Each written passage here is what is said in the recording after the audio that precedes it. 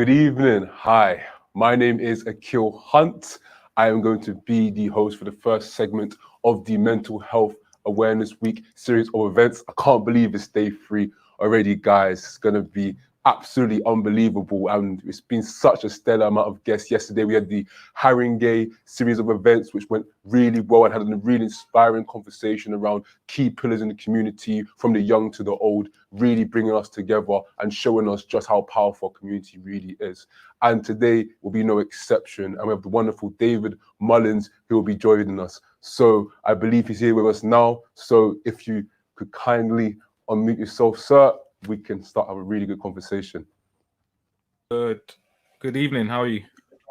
I'm doing really good, thank you. Yeah, man, it's such a grace to be here with you, brother, today, and just have to share this conversation. So welcome to the platform, man. Thank you very much, and thanks for having me, man. How are you? I'm doing great, man. So if you don't mind, David Mullins, if you don't mind giving them an introduction regarding yourself, a bit of background surrounding your work with young children, that would be amazing, brother. Okay, so as you've already said, my name's David Mullins. I am the founder of an organization called Father Figure Children and Family Services, which will be 10 years old this year in June. Congratulations, man. So looking forward to that. Thank you. I guess I always struggle on this question, actually. What is it I do? What is it we do? There's a few different things. I mean, initially, Father Figure was born out of frustration of the lack of services for fathers, the funding cuts that came in place. And I guess when I set Father Figure up, I had no idea really what I was going to do, what it was going to do for fathers. But I just knew the service was needed because I was working in the field, and the funding for the work I was doing was cut. Fast forward 10 years, the services looked like this. We provide one-to-one support for fathers. That could be predominantly that's done via local authorities who might commission in bigger pieces of work or small pieces of work. These are for fathers who may be engaged with family services such as social care or early help services. And it may be just helping them around their parenting, their relationships with children, even within their co-parenting relationships and things like that. Another part of the work is being an advocate for men who have lost contact with their children. So supporting them through the court process, which can be very expensive if you're using barristers and solicitors, which you would have to use if you're looking for representation. So supporting men through that process and helping them to be successful, but also helping them to save a lot of money at the same time. Another part of the work is really, I mean, recently just created I say recently, it's over a year now, but I mean, born out of COVID, which I'm sure we'll probably talk a bit more about, is a platform called Men Talking, the acronym being Men, Mental, Talking, and King. And that is where men, we come on Zoom, we do stuff like what we're doing now, which, these doors that, a year and a half ago, we would have all felt that we needed to be sitting next to each other in the same studio to do what we're doing now. Essentially, COVID has just opened doors and kicked open doors that we're always there, because this technology has been there, but we just wasn't paying enough attention to. So essentially what happens is we have men online having discussions on a plethora of different subjects. So, I mean, I am a parenting practitioner and I work with parents in general, but the niche for Father Figure is in the title, fathers. We specialize in working with men and fathers. No, that's a beautiful thing, bro. First and foremost, thank you so much for all the work you're doing in that space, man. I think it's inspiring for those listening, and those who also trying to help in the community, such as I know here today that, are really trying to do very similar work. And it sounds like COVID has really accelerated that development for you. So obviously we'll get into that. Unfortunately, we have 10 minutes today, so we don't have all the time in the world to explore it. 20 minutes today, so we have all the time in the world to explore it. However, going back to talk about court and how expensive it is and the challenges, I'm quite aware of that as somebody who's quite aware of how the legal industry works. So if you could give people a bit more perspective as to the complications around the funding and the specific provisions you put in place to help support that, it hopefully could help someone at home who may be watching this thinking, if the court process is too expensive for me, how could I get through that? So what it is that if you do find yourself in the unfortunate position of being denied contact with your child, which in a unfairly or in any way, to be fair, you're going to have to end up going through that process, as there is no other way. Social workers can't force parents to give the other parent access, so you'll have to go through private family court.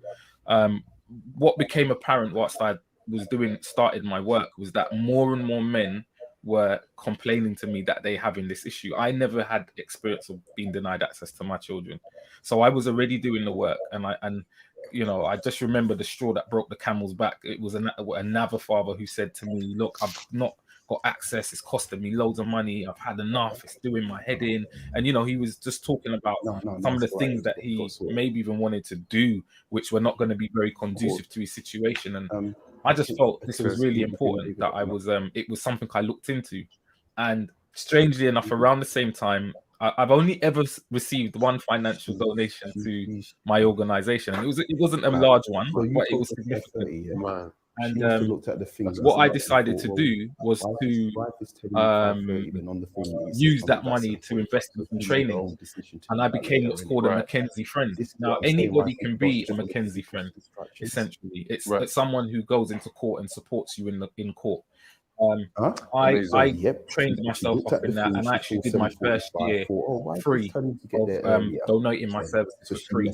And so essentially, 8 years on, or 7-8 years on now, I've been doing that work where I support men, I give them advice, I go into court with them. On occasions, I may get rights of audience and speak on their behalf, but very, very few occasions does that happen. Was it necessary? This is what I'm saying. This is what this is why working with people is hard. As well as that, because I'm thinking, writing their statements to the court so that the judges or the magistrates have a real good understanding of what's happening for them. Because when you're in that situation, you can be quite emotive, and not necessarily understand what the court are looking for. So I think probably the biggest side of my work within that is the coaching that I give to fathers at the same time, which I think they probably wouldn't necessarily get from a barrister or solicitor, where I'm kind of actually giving them coaching around their parenting as well. So yeah, that's what that work looks like. And as I said, it's a far cry from what you'd spend with a barrister and solicitor.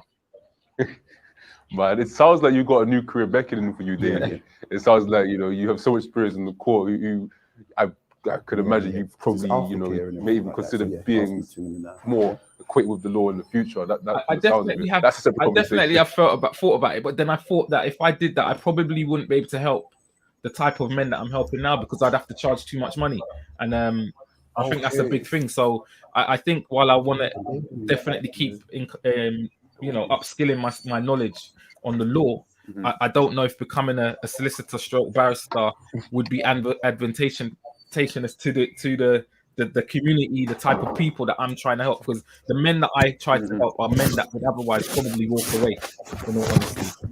Okay, I completely understand that, brother. And going back to the COVID point, you mentioned how COVID really accelerated the development of the service that you provide. I imagine that means bringing more people in a better way, given the fact that it's all online, it's all accessible, etc. So can you touch more on how that's really impacted the work that you guys are doing? Yeah, men talking is amazing in a sense that I have been able to connect with men that I can now consider, friends, associates, that I just never would have connected with, men all up and down the country, even out of the country, because of the way that we have started to have these conversations online. And organizing any function is difficult, but getting men to meet to just talk in person is a very challenging thing to do. And and when you think about just geographically where people are, I'm London based, but not everybody I'm talking to is. So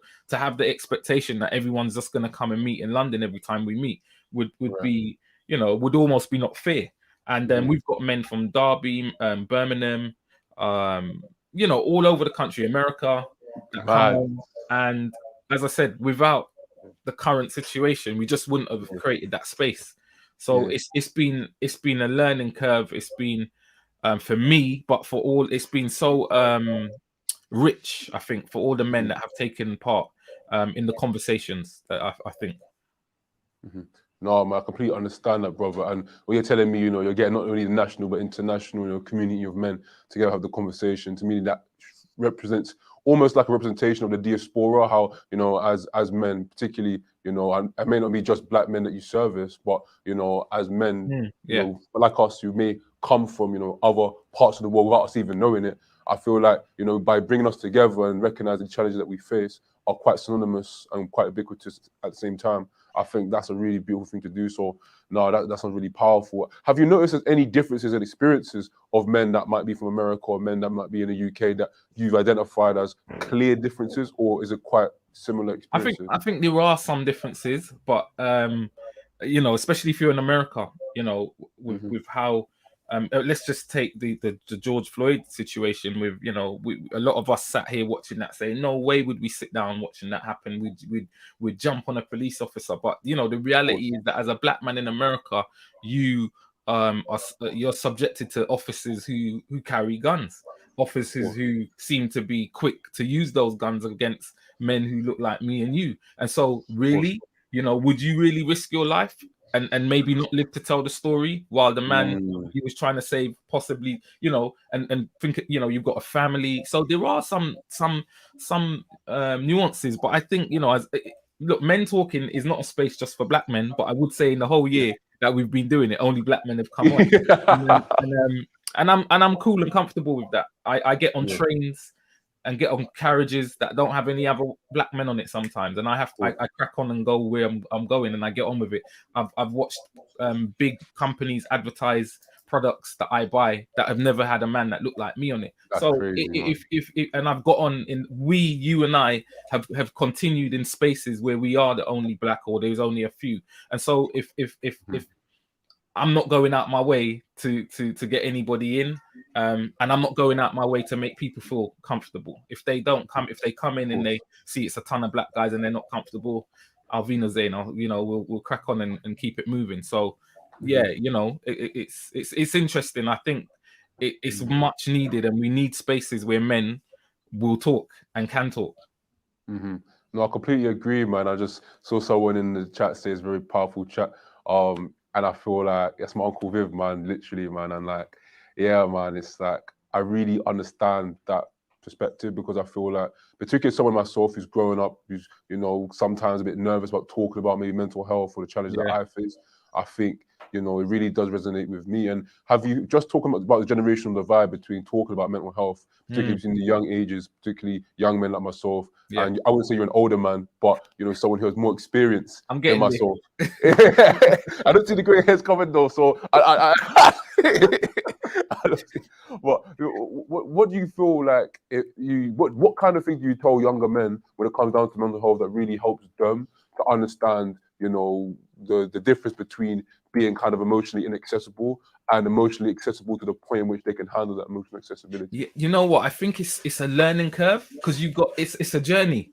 I think it's a journey. The more and more I've worked with men for so many years, and I don't know that age necessarily is the barometer of someone who's going to be able to maybe manage things better. You'd like to think so because of experiences of life, but I think that there were so many things. I just think the fact that we have mental health has become so much less of a taboo subject, and it's every year it's less, and the more we talk about it, the more we normalize that mental health is everybody. We're all mental health. We all have mental health, right? So the more we normalize the conversation, I just think it becomes a lot easier for younger men like yourself, involved in conversations like this. We just have to keep having those conversations. I don't know that there's any special thing we have to do apart from keeping the conversation alive, changing some of those stereotypical things that men don't talk, men don't cry,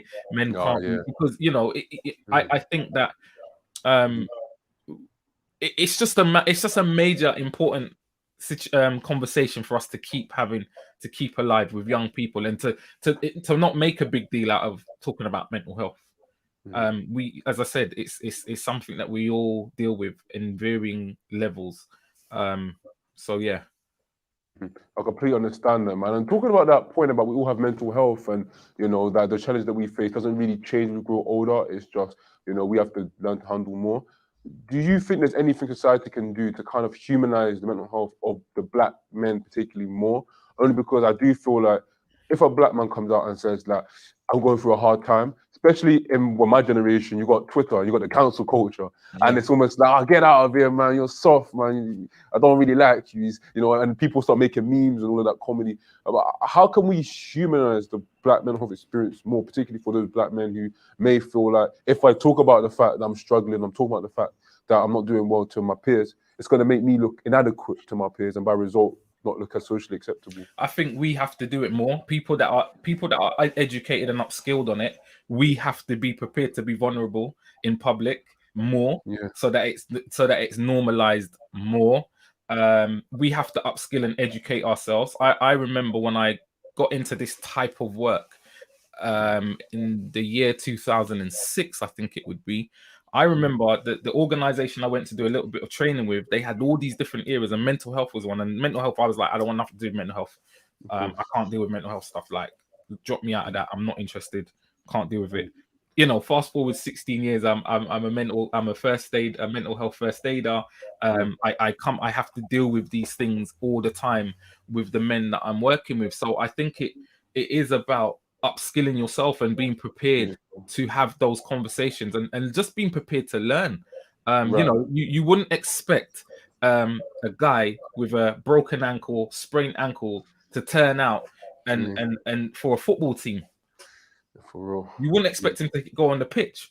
And we've got to get that understanding of it. It's just not because we can't see it that it's not necessarily there's not an issue there. We have to get used to asking people how they are and actually meaning how they are. So even again, I said it's about people that like us who maybe have a bit more understanding, that when people do ask us how we are, that we're able to be vulnerable and we're able to say, actually, I'm not having a good day. I need a bit of time, because then it just becomes normal, right? I feel like I'm across the pond in America. If you're not seeing a therapist, you're kind of, people think you're mad. People do think, I mean, I don't want to use that word, but people think there is something wrong. Why are you not using a therapist? Whereas over here, it's the opposite way around. If you have got a therapist, it's like we think there's something wrong, and that it's that type of normalization I think we have to bring to the table. And just switching the topic slightly, David, can we really get your perspective more about domestic abuse and situation that occurs there, particularly for men that maybe, obviously some of it might be confidential, but your perspective on how it might have manifested itself? I mean, God, how much time have we got left? Oh man. I mean, domestic abuse, anyone who's heard me speak, and I have spoken on this platform, well, I'm not sure on this platform, but I know I have spoken about domestic abuse quite a lot. It's a major subject for me.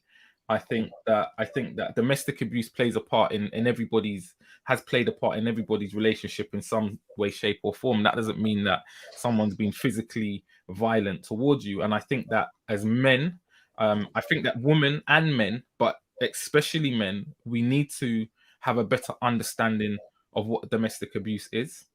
And understand that because you've never pushed or shouted, maybe even or been physical towards someone, it doesn't mean that you haven't been abusive. And I just always say the important thing to understand is that the basis of abuse is control.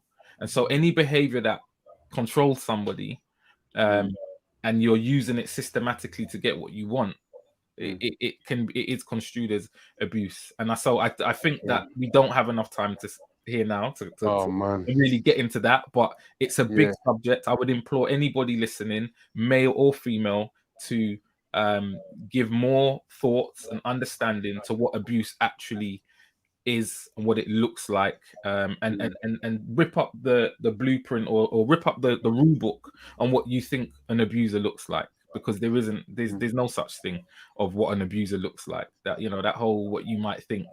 Abusers come in all shapes and sizes and sexes.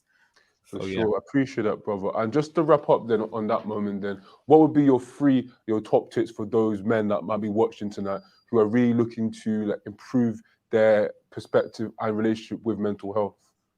I think be prepared to maybe stop doing certain things that may be contributing to your mental health. So it might be having a bit of a detox from social media.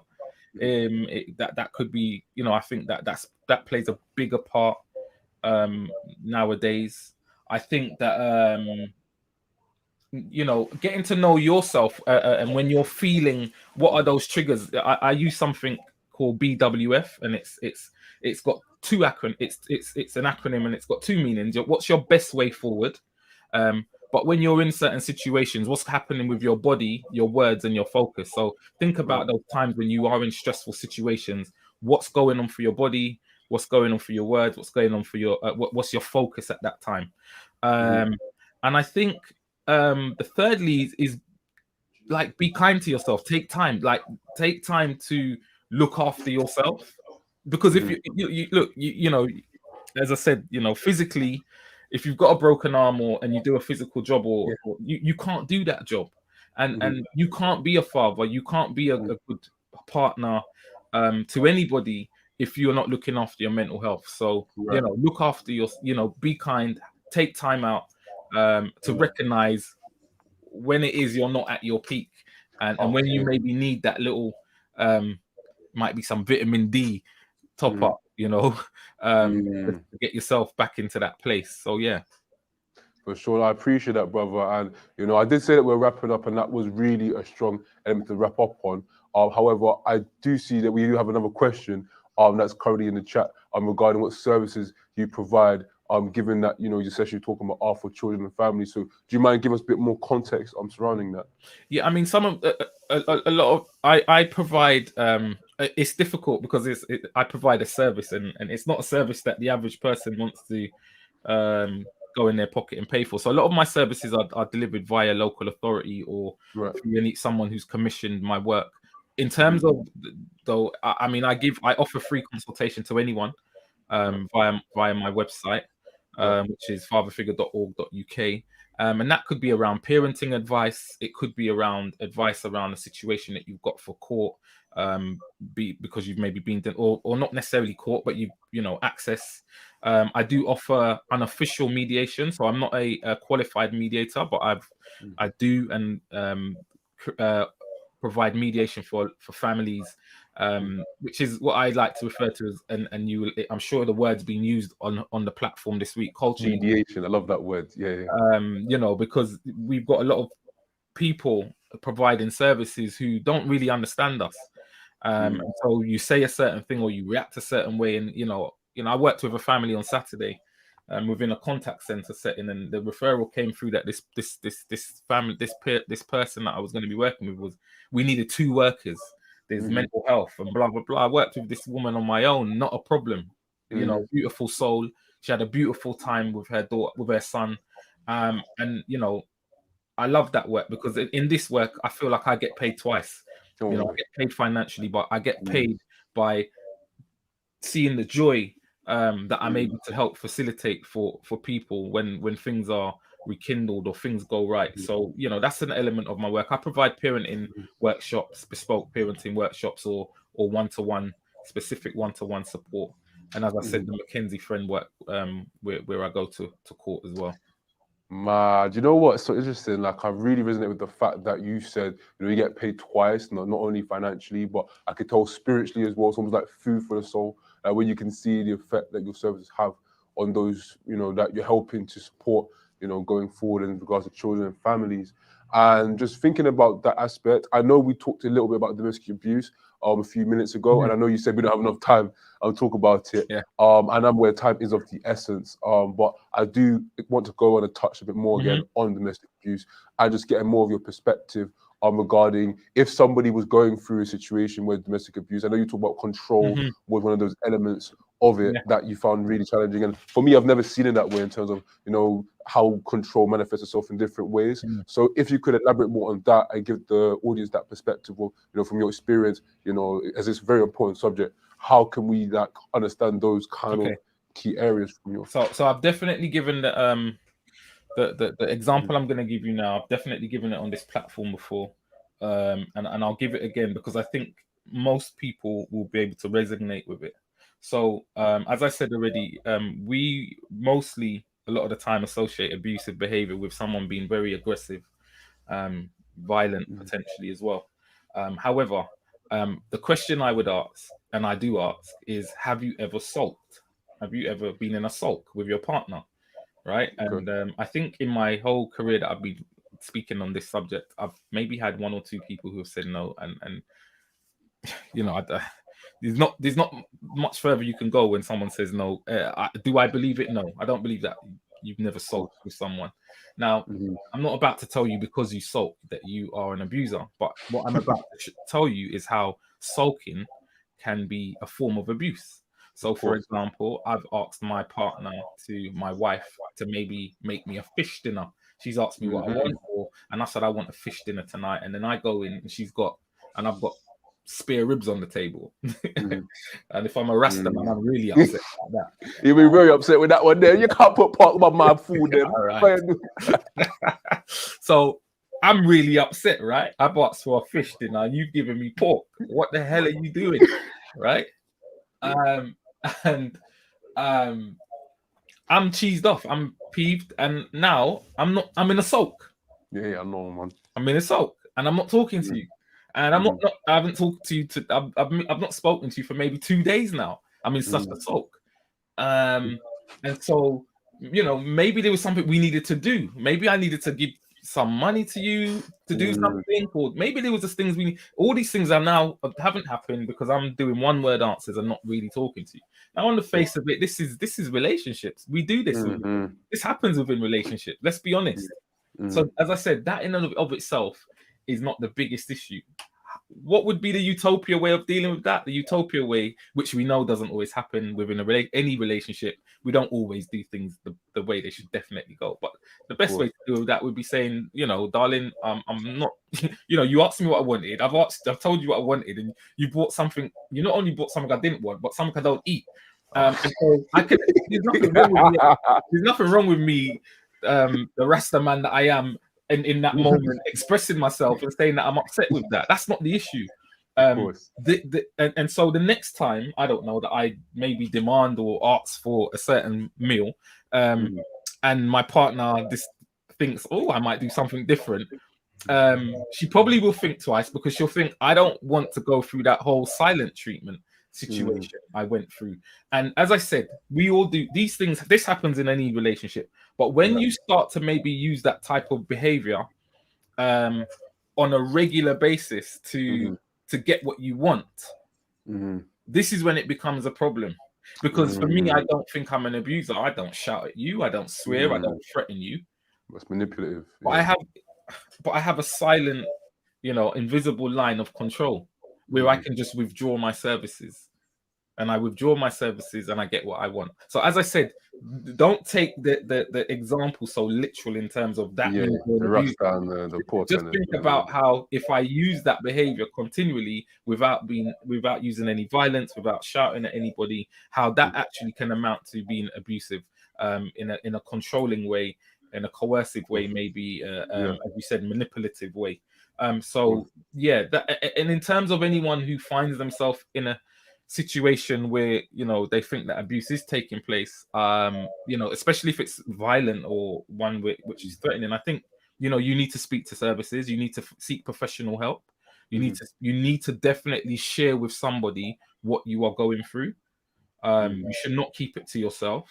Nobody should be living in such a situation. But equally, I think that we should not be demonizing necessarily perpetrators or men who are using this behavior in a sense that we're just outcasting them. Because as I've always say, if we don't provide services to support men to change this behavior, then all that happens is that services support women to move on, and these men go on and pick up my sister, my daughter, your auntie, you know, we just move them down the road.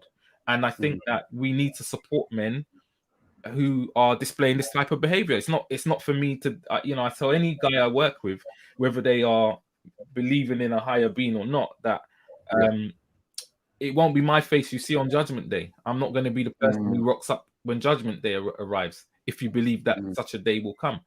So don't worry about me. You know, you don't need to be embarrassed or feel ashamed. I'm not here to judge anyone. You know, I then quote them a scripture from the Bible, whether they're Muslim or not, Muslim, Hindu, atheist. And the scriptures, he who has not sinned should cast the first stone. I've got no stone to throw at anybody. I have a job to do, and that's to support change and positive futures. And that's what I try to do with anything, all the work that I provide. No, that makes a lot of sense, brother. And I feel like I'm really glad that you broke that down for those that are watching, because I think it really lays bare to the bones of, you know, what really happens in a relationship that potentially could be abuse, that might not be typically considered as abuse. And I think one of the final points I would really like us to touch upon is the kind of training that you provide. I've seen a comment that was in the section regarding specifically training for men that are manipulative, which would also be quite a good caveat to the question as well. So if you could let the audience know what you do provide, and how you help people overcome that, that'd be really useful. Yeah, I mean, I do provide some small workshops. I think the area of working with men who have used, you know, what's sometimes called intimate partner violence, domestic abusive behavior. It's a very tricky field of work, and so I do provide some workshops where I just have these general conversations like this, and we will speak about, you know, abusive behaviors. But I wouldn't go out there and say that I'm a domestic violence service, because there's a very specific way that you work with men, and it's not only men that are perpetrators, but I'm saying men because that's my area of work. But there's a very specific way, and it's involved. You know, you need to have other agencies involved, and so it would not be right of me to say that I'm providing that type of service. But in terms of you know, the awareness, I do put on the odd workshop here and there, and you know, if people are wanting that and requesting it, then happy to provide that so that we can, you know, it's a conversation. I you know, and guys need to not feel defensive when they come to those conversations. They need to feel relaxed. They need to feel that they are in a space where they can say things or ask questions or and even challenge me or anyone else who's saying something, because that's how we learn. Whenever I do any work with anybody, whether it's on a one-to-one or group basis, I'm turning up prepared to give a hell of a lot, but I'm also turning up prepared to learn. And we've all got different experiences. And as I said, I'm not condemning anyone who's done something that I personally maybe don't agree with or wouldn't do. We have to support change, and it's important that someone that looks like me, sounds like me, and can connect with a certain type of demographic does this type of work. Otherwise, we lose the opportunity to connect with men who otherwise maybe could change their behavior. For sure, man. And do you know what? I think that's a really, really powerful kind of statement that you made there to end this, because I really feel like, just from my perspective, and from what I'm learning, what you're saying is, first things first, remember, if you're talking about abuse, don't think of it in like you're going to hit somebody. Like, it's not that simple. It's always masqueraded behind some sort of manipulative idea that I can control how you treat me at all times in our relationship. But also, in condition to that, when you're looking to go through the process of, you know, the court system, and, you know, you're looking at the costs that are placed on that, you don't always have to go for the cost. There could be a more cost-effective way to do it, particularly when it comes to the community, and being able to look for ways to look after yourself that doesn't come to your detriment, where you have to go into your overdraft, you get too much in debt, etc. And I think that's a very important principle I think people need to have. So yeah, thank you so much for that, David. We really appreciate you coming on, brother, all your time, all your energy. We're going for a break. So please bear with us. We've got some amazing speakers to come today. So thank you so much for tuning in, and we will be back very soon. The Reggae Star Factor family and media welcomes you to the Groove Score. This is a live stream at Reggae Star Factor YouTube and Reggae Star Factor Facebook. The date, the 14th of May 2021. The time, 8 p.m. until 11 p.m. Featuring the legendary Little Roy. With songs like Bongo Naya. Happy when you would. Yes, Jah. One people came before. Also songs like Reggae Soul. People, I've got the reggae soul. People, you will want some more. featuring the legendary 16 with songs like Love Is a Feeling. I need a love I can feel. And Holding Back the Years. Holding back the years. Holding back the tears I've had so long. Also featuring the legendary Miss Josie with songs like Prizes. In every day, trust in the Father, He'll guide you on your way. Guidance in every way. Teach my people not to go astray. And also featuring the Queen of the Pack, the Barbara Max with songs like Children of the Most High.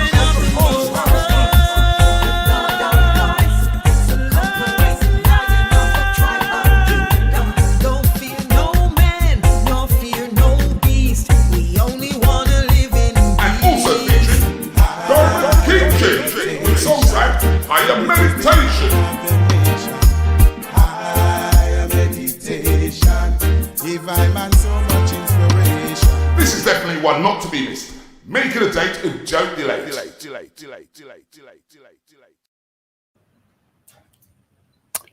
Hi, and welcome back to Omar Children and Families edition on Wednesday night. My name is Courtney Brown, and I'm here to host the next section of the evening. Like I said, this is about children and families, and I believe we've got up Dr. June Farrell. Dr. June Farrell. Sorry, Dr. June Farrell. Is Dr. June Farrell there? Yes. Hello. Here I am. Hello, Dr. June. How are you doing? I'm doing very well. Thank you very much. No, thank you for attending tonight. So I'm just going to go straight into it, Dr. June. Would you like to just tell myself and obviously the audience who's Dr. June? Okay. Well, I'm a clinical child psychologist. I can hear myself back, by the way. Is there any way of dealing with that? Is anything? Anyway, let me carry on. Yeah, I'm a clinical child psychologist, and I spent more than 25 years in the NHS as a child psychologist.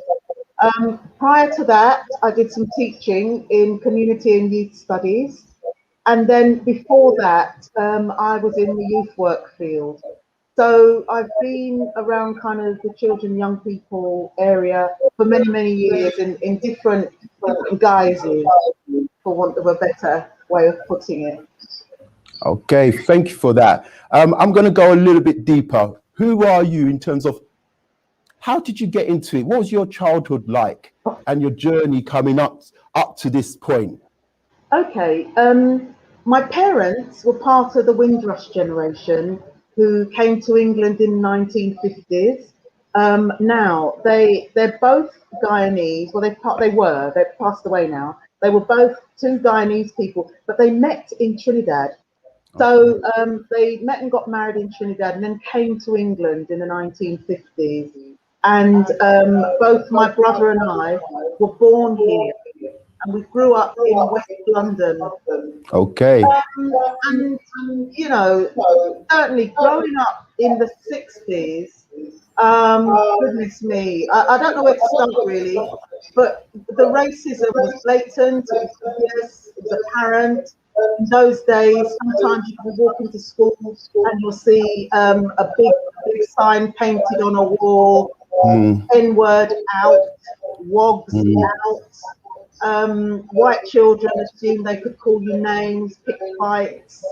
It could be miserable and brutal, but it toughened us up because we didn't stand for it. We'd end up, you know, saying things back or sometimes having fights, which is not a nice way to be. You get pushed into that kind of areas. I went to ordinary local authority, Ire. Well, started off London County Council, but then it became Ire. I went to Ire Primary School, Ire School. Now, my parents were instrumental in encouraging me to study, encouraging me to do well. My dad was actually a pharmacist in Trinidad, Wow. Yeah. and my mother was a seamstress. And my grandmother, my dad's mum, was a teacher. And so Okay. there was a strong family history of academic achievement and doing well.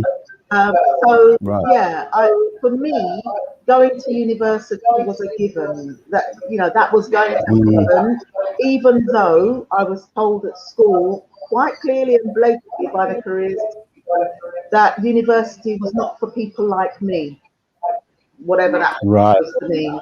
Yeah. Yeah. But actually, I went to university in 1976. So yeah, we didn't listen to that. But I had the family support. I had the family background to support that. And for a lot of people of my generation, that kind of Windrush generation, they called us the Windrush children. Do you know, we're probably some of the most, or certainly the women, are some of the most qualified group per head of population, because there were lots of nurses, teachers, social workers, a few Right. like myself. I went in psychology. Some, not many, but some became doctors. People actually did well because we were that generation who came here for a better life for themselves and their children. So they weren't, Definitely. yeah, they weren't going to accept that we couldn't go to university, or that we couldn't study, or we couldn't get a profession. Yeah. Yeah. Thank you for that, Doctor. I just want to ask, go a little bit deeper in terms of, you talked about your journey in school, how it was. How did that make you feel as a child then? And do you think that is the reason why you went into this profession, or could you tell us why you went into the profession you're in now? I went into the profession I'm in now. I can see quite clearly now. I didn't know it then, but I can see quite clearly that it was more to do with my experiences in the family rather than outside of it. Because in a funny sort of way, even though my parents were professional, they were busy with work, they were busy with doing things.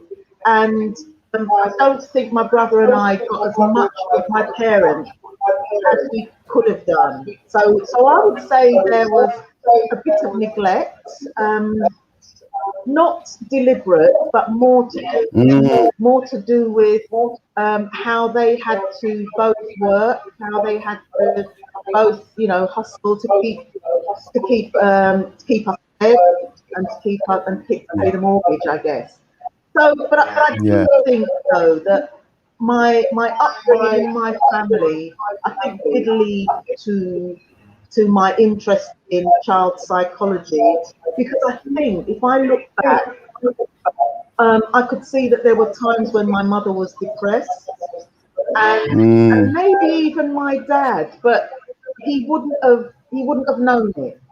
But I think there were times when they were, and I think life in England wasn't what they expected, especially given that they were professionals, that they thought, life was going to be better, and so on. I don't think they were prepared for the racism, the low pay, being amongst sort of the white working class who they did not identify with at all. So yeah, my mum and dad had that disappointment. They said that they came here first for 5 years and then they were going to go back home. Well, that wasn't going to happen. They, within 5 years, they'd had 2 children, and it wasn't as simple to up sticks and leave. And then on top of that, their marriage started to fray. Things started to fall apart in terms of their marriage. So again, I was brought up with parents who were falling out of love with each other, and that was quite painful, I think, for me as a child. And I was the youngest, the second child, and the youngest. I think I felt it more. So I can see that there's definitely a connection between where I started and now. Okay, Dr. June, thank you for being so transparent and honest with that. I've just been asked if you can turn down the volume. Okay. All right, I'll do that. So Thank that's you. me, it's my volume, is it? All right, let me do that. Thank you. Is that better? Yeah. Okay. Yeah, very much. Thank you very much. I've got another question for you. So, can you tell us what is a child psychologist? Okay. A child psychologist is someone who studies academic psychology, and the beginning, the start of it is that you go to university and you do a bachelor's degree in psychology. That's your basic academic training in psychology. Then to become an actual child clinical psychologist, you have to do postgraduate study, which is where the doctorate comes in. And that postgraduate study is about taking your skill, your knowledge of psychology that you learn at university and in postgraduate, and applying skills with that knowledge, add-on skills to treat people and help people to deal with their mental health issues in a non-medical way. I think sometimes people mix up psychologists and psychiatrists. Psychiatrists are medically trained, they're medically trained doctors. We are not. We are trained with psychological and psychological skills. So we use those skills to help people manage their mental distress. Thank you for that. As a child psychologist, have you noticed cases of racial trauma in our young people? Yes, most definitely, most definitely. The difficulty with it is we understand it as racial trauma. As a Black person, regardless of psychology, I can understand how racial trauma impacts on children, particularly when they start school. So, for example, we know there are lots of issues at times between our boys at school. However, one has to understand that a lot of our boys are tall in size. So when they go to school at 4 and they're looking like 6, white teachers already in their minds are thinking, oh, another one is going to be trouble. I think as well, something that's perhaps not identified as much with our children, boys and girls, is that there can sometimes be an underlying neurodevelopmental problem going on for a child. I'll explain that in a second. But sometimes our children are just seen as badly behaved. They're seen as badly behaved,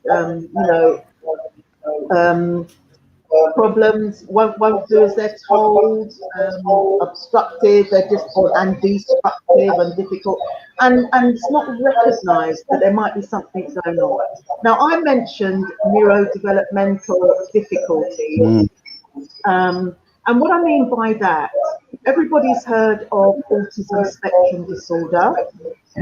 Everybody's heard of, well, I say everybody, most people have heard of ADHD, attention deficit hyperactivity disorder, and most people would know of learning disabilities. Now that's different to learning difficulties, and I'll make the distinction in a moment. But if you like, learning disabilities, autism spectrum disorder, and ADHD would all come under the umbrella of neurodevelopmental difficulties. So basically, it's about how the brain is hardwired and how the brain works. Yeah, in that sense. Right. Now, just to say, I did mention learning difficulties, learning disabilities. Learning difficulties, some children might be slightly behind in some areas, but not to a great extent. Some children might have dyslexia, or they might have dyscalculia. They might just have a mild problem that impacts on their learning. Whereas learning disabilities are very clearly marked, what we would call cognitive deficits.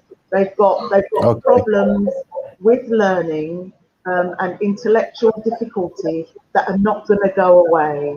So they need special schooling and, you know, special support if they stay in mainstream school. And that's different with disabilities and difficulties. Lots of people can have learning difficulties and they get on fine. Yeah. It's not that much of a problem, but learning disability will mean that someone will struggle. Yeah. Well, thank you for that, Dr. Drew. Yeah, thank you for that. So you mentioned school, and you know, I work in a school. I work in a secondary school. yeah. Oh, And actually, you know, I'm a father of 4 boys, and my youngest boy, my youngest son, what you've just explained is what he went through. okay. And I'm so the reason I'm bringing that into it is because even though I worked in education, and the school know I work in education, I do believe. Do you believe that there's some unconscious bias with that? Because I believe I know I experience, and I know people talk about unconscious bias, but in my case, I say it was conscious bias. The head teacher exactly knew what he was doing, and that. So, what is your experiences with schools, and what would you, if you were speaking to parents right now, what advice would you give them, and also head teachers and teachers in regards to dealing with young people, children? Yeah. Well, first of all, I completely agree with you. I don't believe that there is such a thing when it comes to Black people of unconscious bias. When people see our skin, the colour of our skin, something goes on in their minds about that skin colour because they haven't spoken to us. They don't know our character. They don't know what work we do. They don't know anything about us. But, you know, they'll start holding their bags, or they'll start moving away from you, or walking around behind you in the shop. All of that stuff, that is not unconscious. That is conscious bias. And similarly, when our children go into schools, there are stereotypes about Black boys and girls.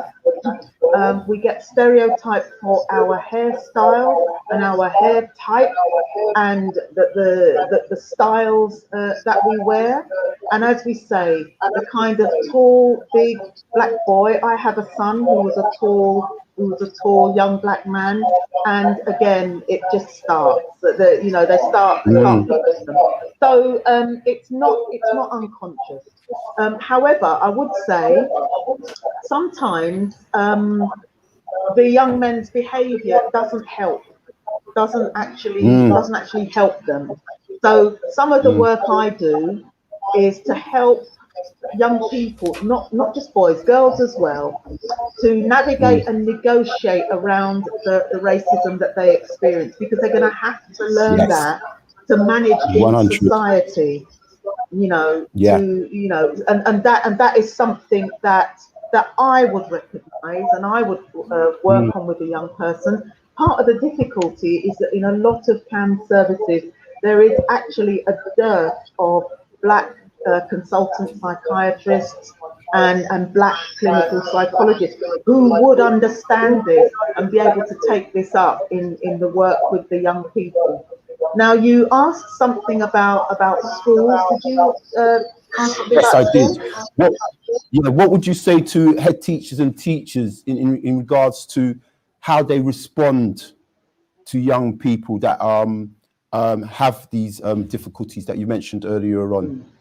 I think that head teachers and teachers need regular and constant training in what they would call unconscious bias, because it makes them feel comfortable. If you tell them it's conscious, they're gonna, you know, not want to let you through the door. But they do need to be constantly reminded about how these stereotypes impact on how they approach a child. The thing is, as human beings, all of us can pick up. We can pick up when someone doesn't like us. We can pick up when someone's wary of us, someone's fearful of us, someone's suspicious of us. We can pick those things up. And our children pick that up from day one that they step into school. I remember picking that up from teachers. I don't think I was that bothered. I can't remember. It was such a long time ago. But the point is, we know that that happens. Now, for some children, that is more of an issue than others. So some children, a bit like myself, perhaps you can let it wash off your back, and so long as they don't do anything too obvious and blatant, you just get on with your school life. But some children can't manage that.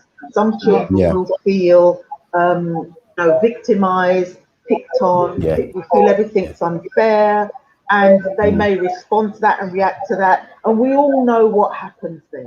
We all know they start to get a reputation of being oppositional, of being difficult, and worse still, potentially violent. The teacher's scared.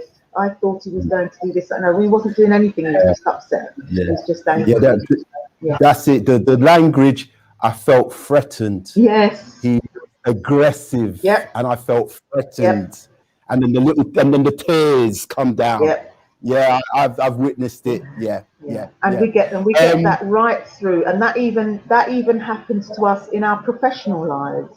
It's almost, as a black professional, you're almost not allowed to be angry. You're certainly not allowed to get so angry that you stand up and walk off or bang the table or anything like that, because people will say they were frightened for their lives. I remember. At the time, I remember sitting in the team around the child meeting for my son, and because I'm aware of what they most probably be thinking, I had to hold in. It's literally, I'm passionate because it's my son, but I was very aware that they may see as aggression. Absolutely, and of course they will. Of course they will. It's reminding me. I'm going to make an analogy here. It's a bit of a leap, but it's a bit like, if we're surrounded by police, we have to remain cool, calm, and collected, and speak almost in a low monotone. Otherwise, them, with their weapons, with their training, and with their policeness, become scared and are fearful of their lives. You know what I mean? So, things are always put on us. It's the pressure that we feel, the everyday microaggressions that we deal with, our children are dealing with, and that's not easy for them. They will get frustrated, they will get upset, but we have to negotiate helping them through that, because we are in Britain. This is the life we're living at the moment. So we want our children to negotiate it and to get the best they can out of being here. And one of those things is to manage that. To manage the everyday racism that they will experience in school. So my question, because we're talking about, I totally agree with you, navigating our children, because they have to navigate the system that they're going through. How can parents, as a parent, how can a parent support their child so it doesn't damage the child? So what can parents do to support their child?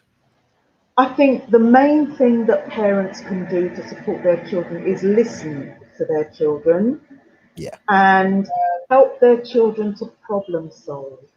So when children come home with a situation that's happened, sometimes because parents are passionate and because they're upset, they start getting angry with the child and the child. That teacher shouldn't have said that. That was wrong. Okay, that might not be the best way to handle it, because you're not showing your child how to problem solve. Okay, and we have to become super problem solvers, because we are going to experience this right through life, working life, and everything else. So I think the first thing a parent can do is listen to your child, listen to what they're telling you, ask relevant questions about this. And it's always good to ask the child, well, what were you doing when such and such was going on, and what was happening, and where were you, what did you say? Get all of that, and help the child to think about ways of solving this problem that they've brought to you, whatever it is. Problem solving is key in helping your children manage and negotiate what they're going to come up against. Definitely. If you don't mind, I'll share, because I've like I said, because I do this type of work, I've come up with an acronym, and it's called know your places. Know your places. So the P, what I say to parents, is to be patient with your child, because you don't know what they're going through at school or in community. So be patient. Listen. The L is listen, and it's listening to understand, not to answer back. You know. Good. Yeah. The A is to acknowledge where they're coming from, their feelings and emotions, because at that time, their feelings and emotions are very real to them. Absolutely. And acknowledging doesn't necessarily mean that you're giving in to them, because there has to be accountability as well. Absolutely. Yeah. The C is to communicate, because as you was mentioning earlier before, communication is very key, especially with children with learning difficulties and autism. So your tone, your body language, the language you use, they can pick up on these things. Absolutely. So that's the C, communication. E is to have empathy. And the S is, as you were saying, be solution focused. Don't drill into the problem. See how we can help our children out of the problem, because it's skill sets. These are the skill sets they're going to need in society.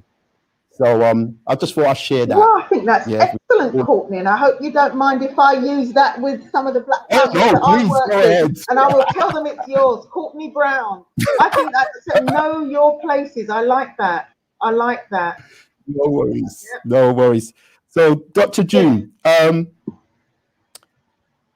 how and where do you find your inspiration? Okay. Well, I'll be honest with you.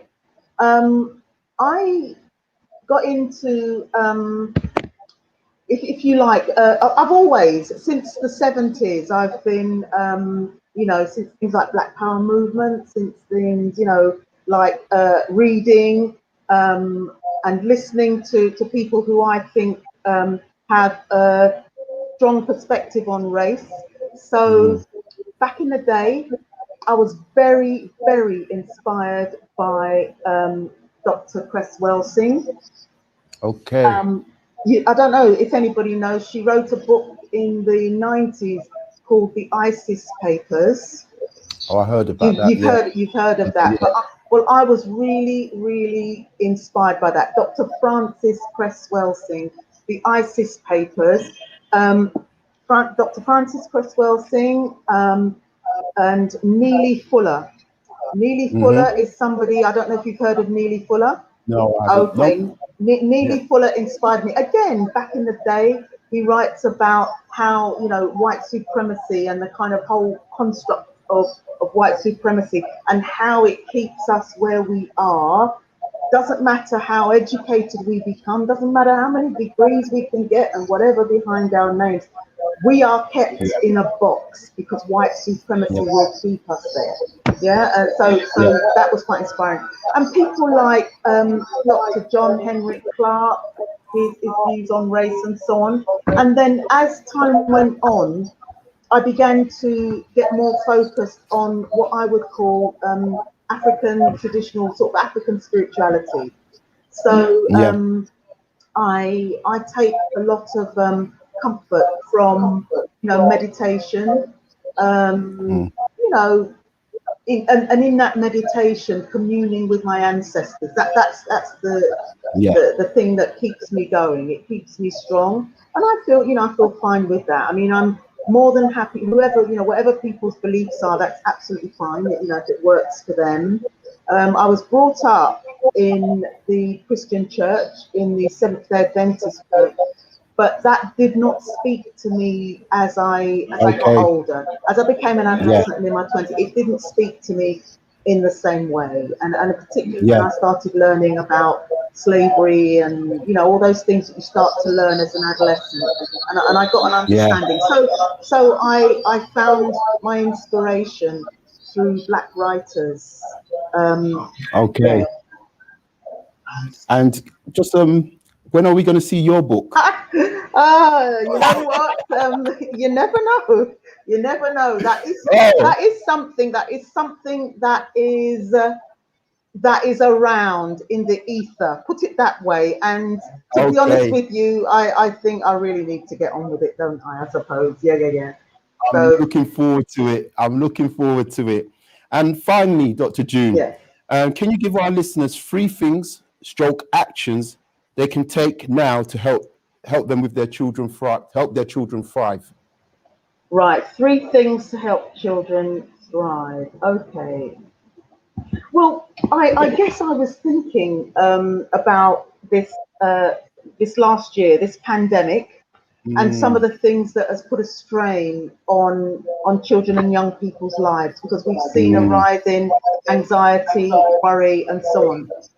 So I would say one of the things to do is, again, not only talk to your children, but have a kind of a clear routine with your children, so that their days are predictable enough, so that they that there's time for exercise, there's time for helping around the house, there's time for keeping active, keeping in touch with family and friends, and things like that.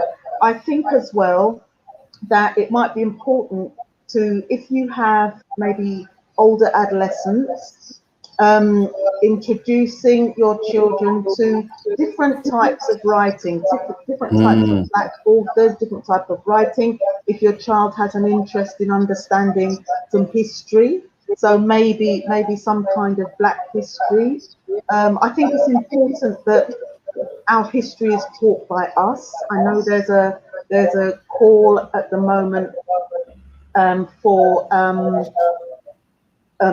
Black history to be taught in schools, but I'm not keen on that. And the reason for that is, I think that we've experienced a lot of damage as having to put our children through schools that are set up not for us. I think it's important that we remain in charge of teaching our children our history. That's just my view. But I think somebody asked about something for younger children. One of the things I would say about younger children, because of coronavirus, a lot of younger children have not been able to do their activities in the way that they did before.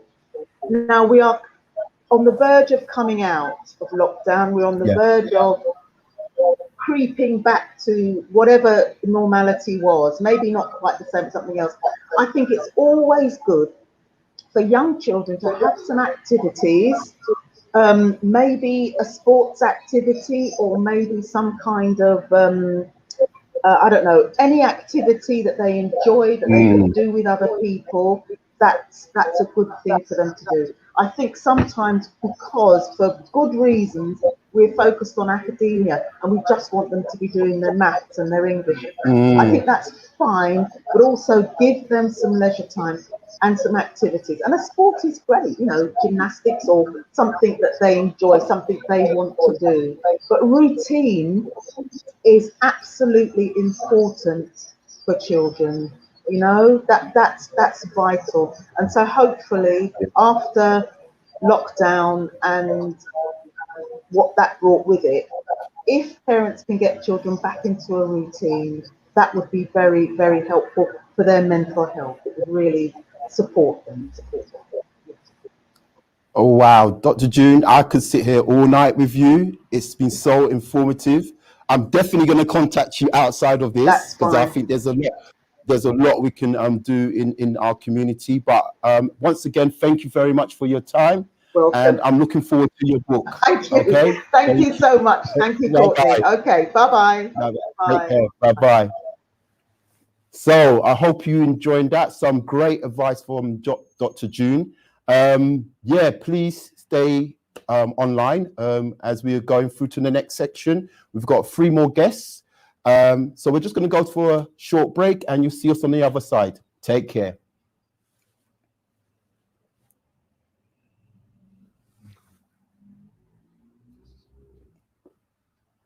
The Reggae Star Factor family and Media welcomes you to the Bruce School. This is a live stream at Reggae Star Factor YouTube and Reggae Star Factor Facebook. The date, the 14th of May 2021. The time 8 p.m. until 11 p.m. Featuring the legendary Little Roy. With songs like Bongo Maya.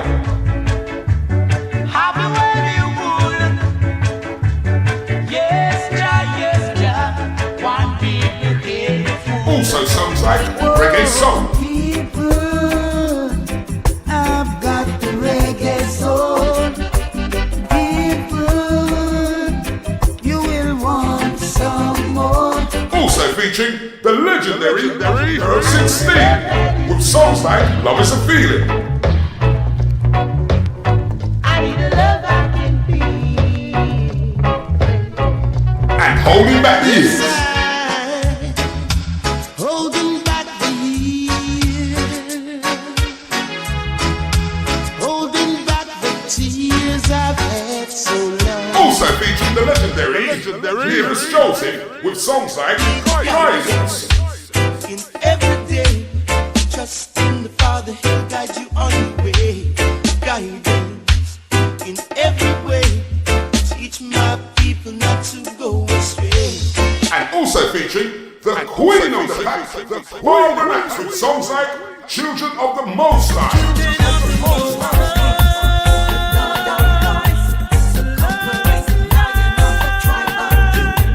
Don't fear no man, nor fear no beast. We only wanna live in And also featuring Dorothy King with songs like Higher Meditation.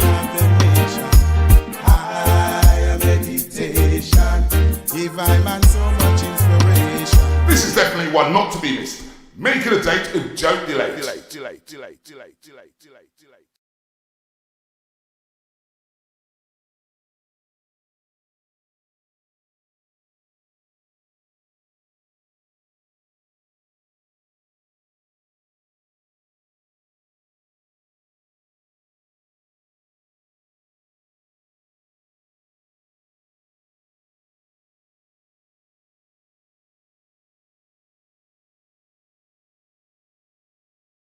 The Reggae Star Factor family and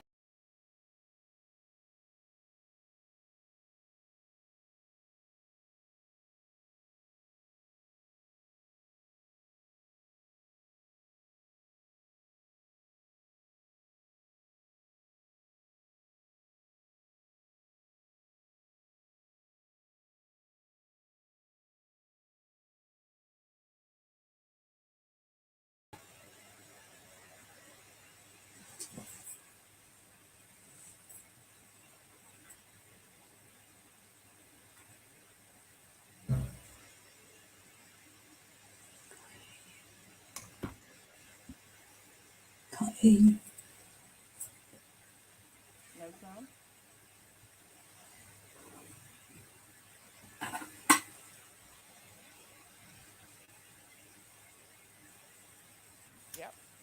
Are we in? Yes, we are. Hello and welcome. Can you hear me?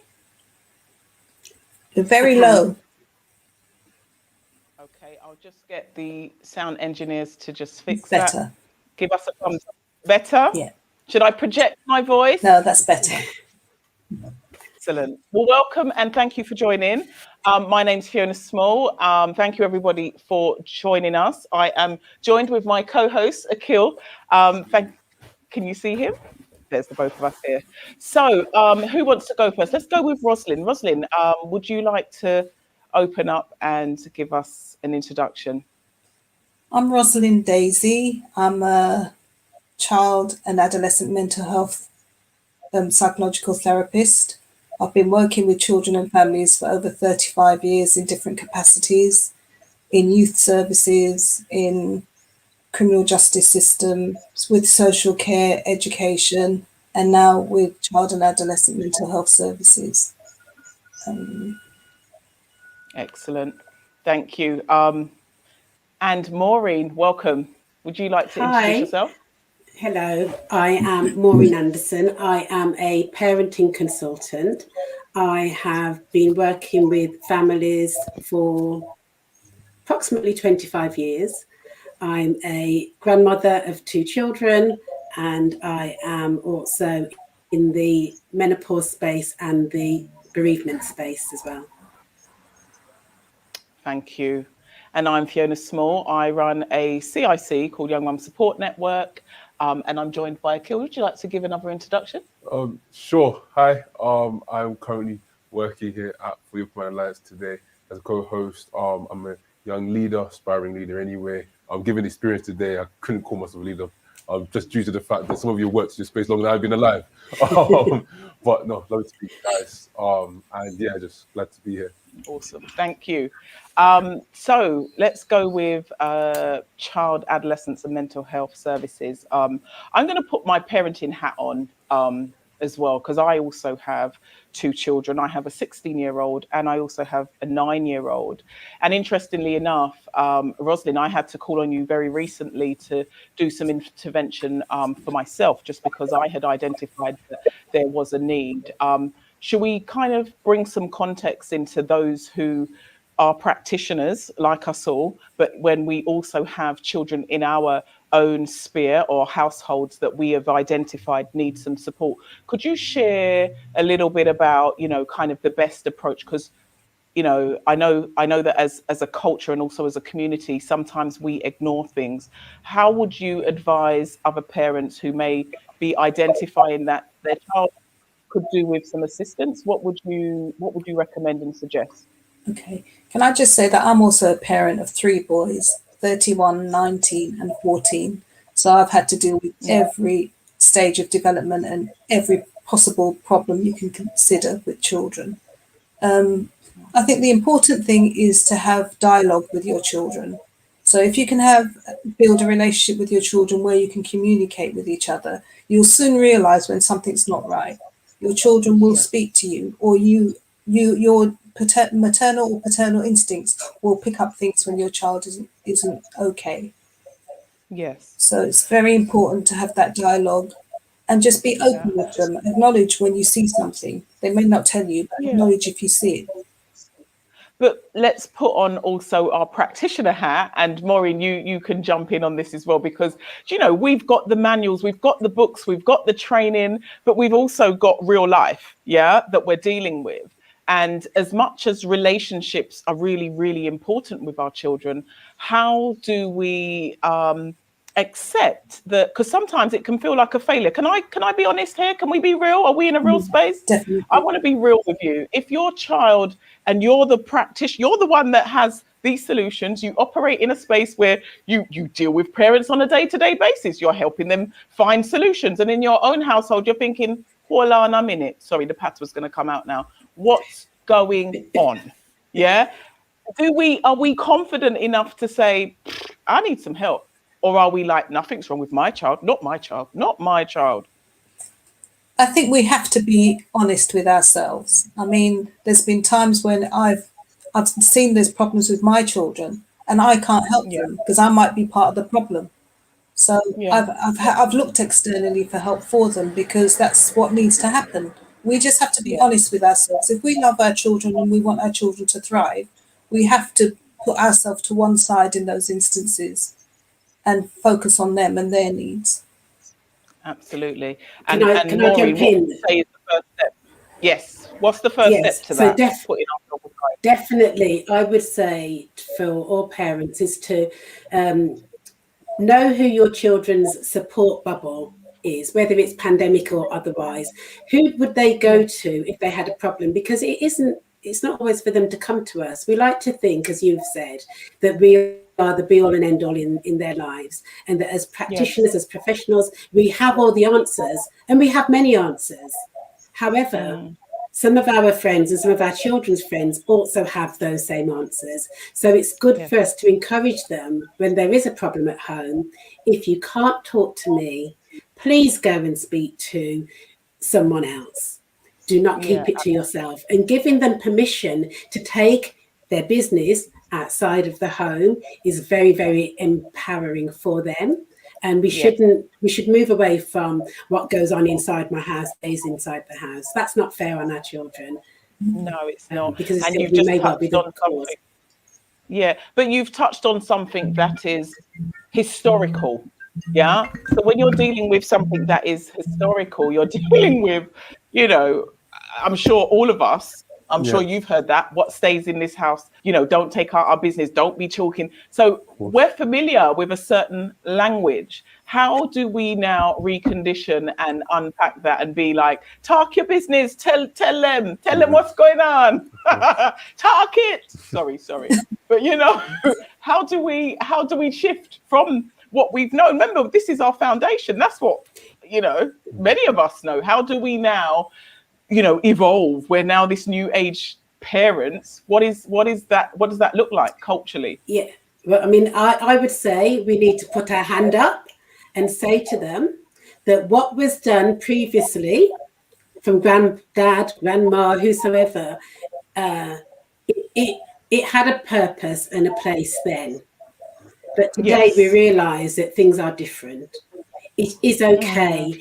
You know, in the same way that you would be teaching your children about their personal space, don't let anybody touch you. Yeah. You know, from the age of 2 and 3, children can wash themselves. You have to encourage them to take on board this responsibility for some of their safety measures. And if it's their father, their mother, their sister or their brother that is touching them inappropriately, take it to school if they're not helping you at home. And we have to be saying that from an early age to say, actually, right is right, wrong is wrong. If mommy and daddy aren't helping you, when you're out on the road, you get somebody to help you. And you have to give them permission genuinely, because we need help. If something's going on in our homes and we are blind to that, or we are dismissing this, then we have to be from the outset saying to our children, take it out the street. Do not be afraid of getting the help. And it's also, it's also very important for us to surround ourselves with people that our children can trust. You know, who are the people in our circles? You know, because I know a lot of my friends' children, they can call me, they can pick up a phone and call me and say, Auntie, I'm struggling with this. What should I do? Yeah. So we have to be mindful of the people that we surround our children with. Absolutely. In terms of, from my perspective, someone who obviously isn't a parent and somebody who is growing up in a world whereby, you know, there is a lot of young parents around me that I'm watching, observing, looking after children. I guess, again, the generational divide point from the previous conversation has shifted now into young parents and older parents. Yes. I'm not to say you ladies are old, but in my generation at the moment, there is, no, not to say that at all. But I'd say my generation, I've seen it from 2 different lenses. And I guess, you know, from the generation of yourselves, you obviously had to go through a lot more challenges than my generation in order to overcome those obstacles to be the wonderful mothers that you are. Mm-hmm. How can the younger generation of parents really learn from your style of parenting?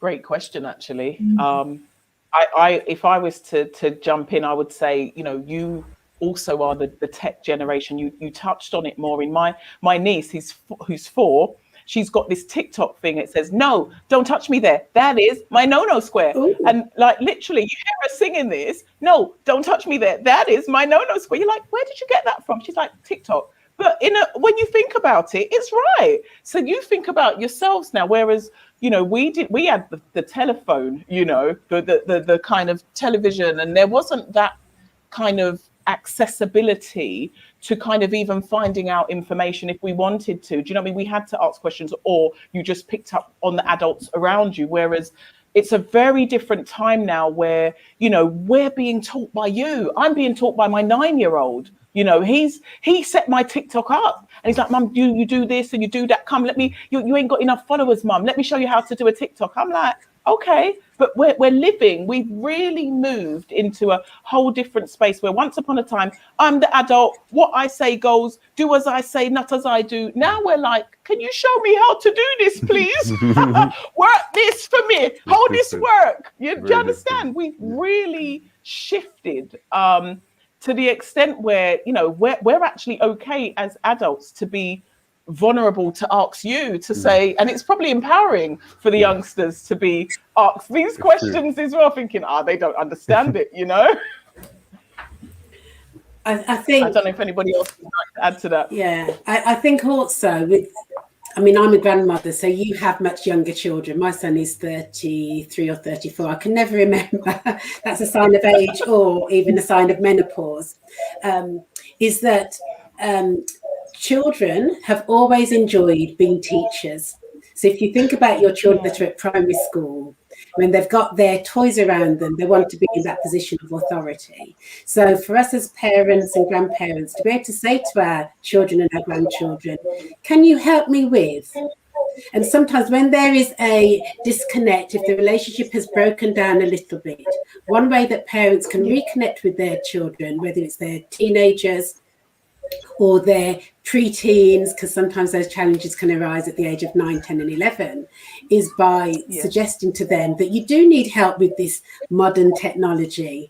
That you can say, the 13-year-old or 14-year-old young person that's in their bedroom and will not come out to talk to you, you can say, oh, can you help me with, and fake it or be real like I am, is actually, I really don't know how to figure out this thing, and they will come on board because they want to be in a position where they can tell you what to do, which is very empowering for them. And I think we need to bring them into our lives and our shortcomings so that they can actually support you in the solution building, like the doctor had mentioned in the previous conversation.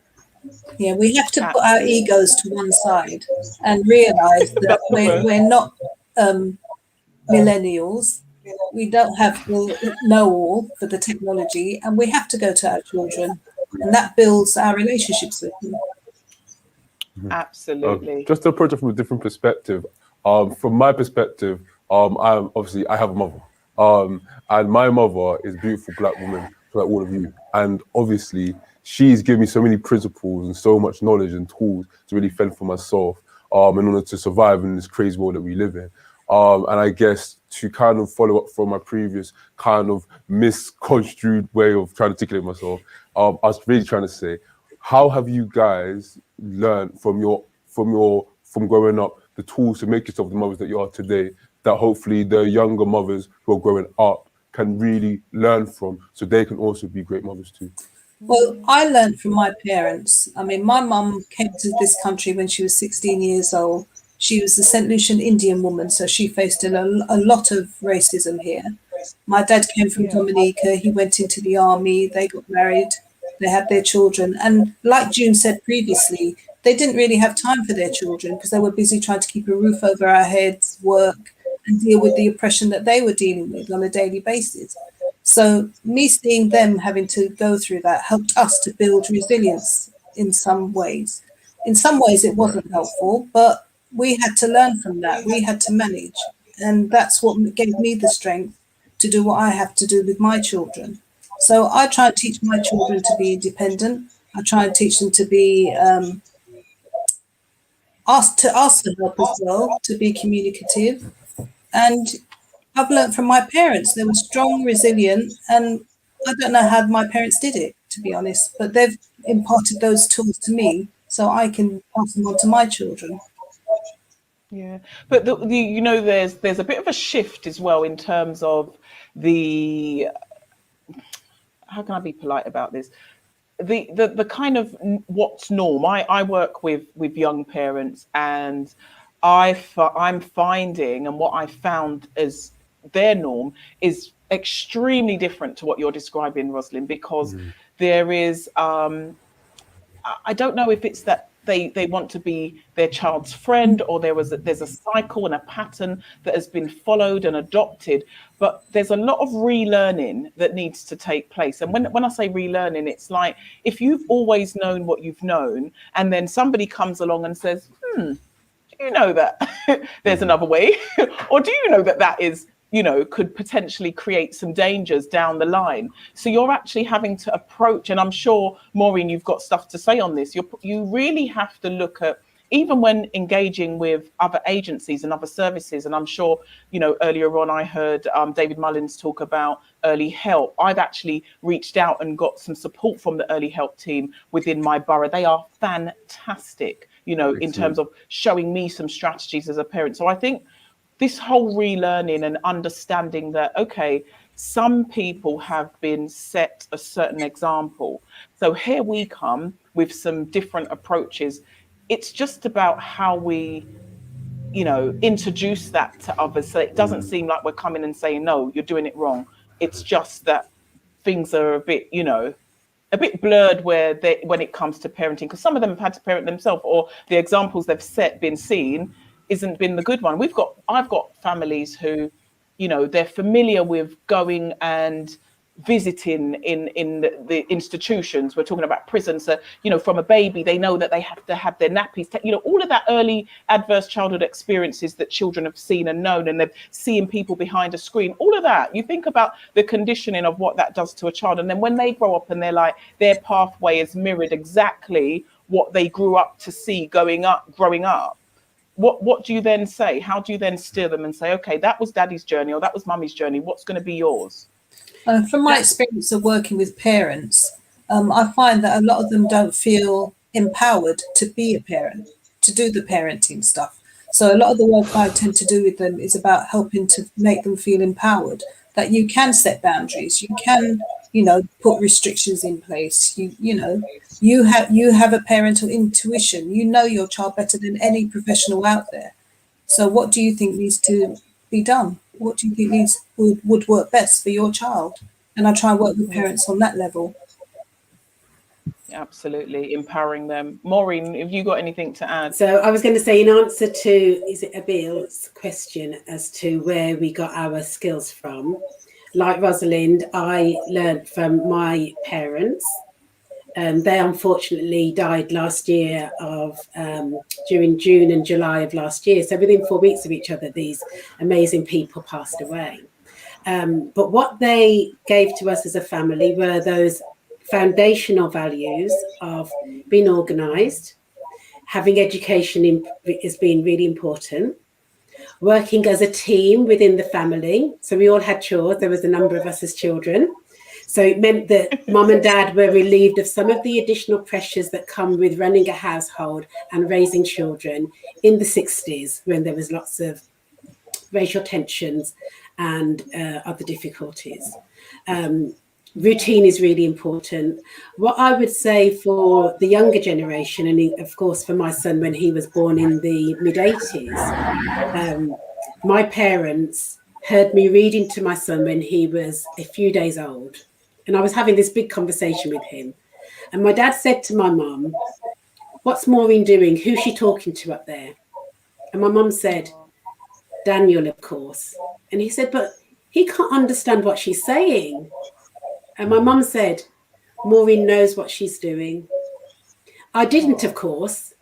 I was 22 and I was just playing with a dolly, really.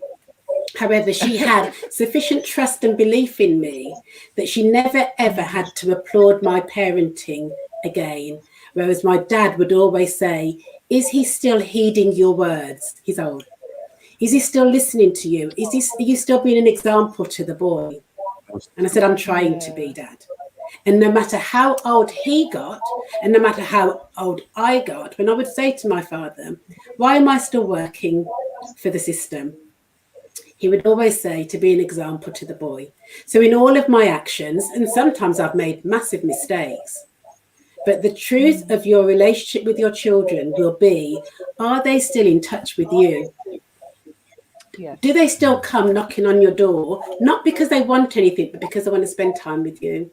And as a grandmother, I can say, if your children are still bringing their children over by you where you are, that's because they have a respect for you and they value the foundations that you laid for them, that they can then impart on their child. And just finally, my son was reading to his daughter when she was 3 days old. When I knocked on the door and said, "Oh, can I have a little?" He said, "Mom, you're interrupting my time with my daughter. This is special time." And he was living in my house at the time. They were living in my house. So those boundaries were in place. The foundation was in place. And all I can do is wish them well on the next part of their journey when they leave the country to start a new life somewhere else. My role as a mother has been done and completed, and the baton has been handed on to him and his wife for them to continue in that same journey as my parents had instructed for us. Exactly, amazing.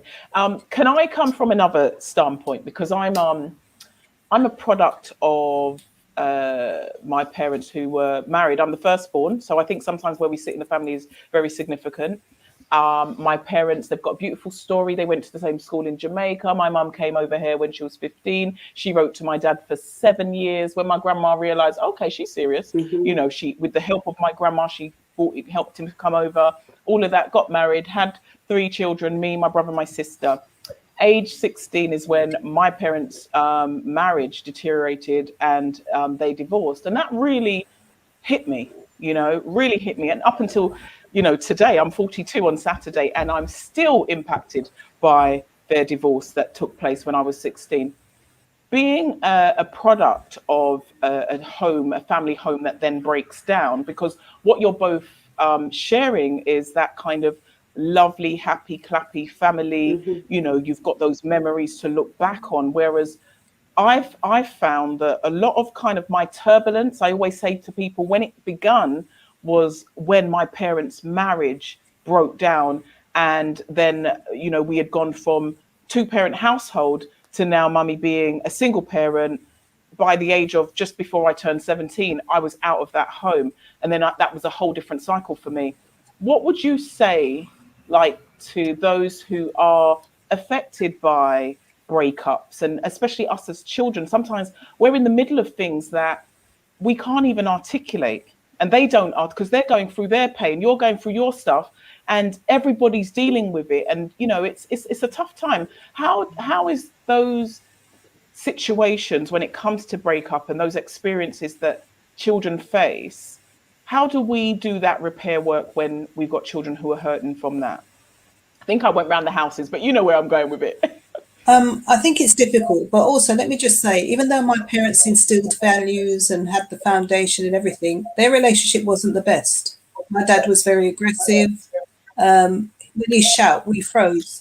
So, and I still suffer with that now. I think that's why I'm not in a relationship, because any man shout, I'm gone. You know, it just triggers something in me from childhood.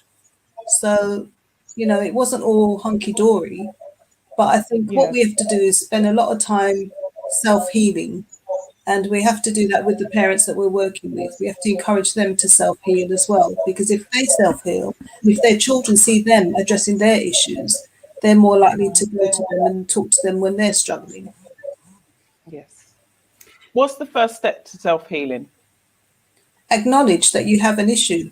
Acknowledge that there's something not right, that you're not able to deal with something. And then, you know, us as women, we talk to our friends. There's a sisterhood. So maybe to reach out, speak to someone, or try and seek professional help if you feel that's what you need. Yeah. Maureen? I would say that for the parents, because there's the father and the mother, they've had their breakup and there's children involved. My priority is always about the welfare and the well-being of the children. And what I would say to the parents are, focus on that child or those children. What is the aim of this, you know, the future for the child, and how can we collectively support you in ensuring that that child reaches that potential? Because the majority of parents want the child to be happy and healthy. Whilst we're going through our own emotional upset, yes, we can support, and I support parents. You know, my referrals will come from the solicitors or through word of mouth, but I focus my energies on what do you want for the child, and can you put away your ego and some of your upset for the sake of the child, especially when you can see that your child or the children are finding this very difficult. As a parent, you have to reassure that child that you love that child, but you're no longer necessarily in love with the parent, and that's okay, because relationships break down, whether you are in primary school, secondary school, college, in the workplace. You know, I could tell you some stories about my relationships in workplaces when colleagues and I have fallen out, but you can't fall out when you've got a client that you need to deal with and work together. And you have to just, as Rosalind said, is acknowledge, I'm feeling this. This is a difficult time for you and I, you know, husband or ex-husband or partner of my child. However, the more mature person in here has got to be able to say, you know what, you are, you know, this, that, and the other. I no longer love you. However, I am not going to fail this child. So when we can put our children first, those relationships can improve. Not overnight, because I'm a little bit like Pollyanna. I will always see the positives in any situation, but to give it time, to acknowledge the things that was good within this relationship, if indeed it was a relationship, because again, many of these children that have been born were not actually in a relationship.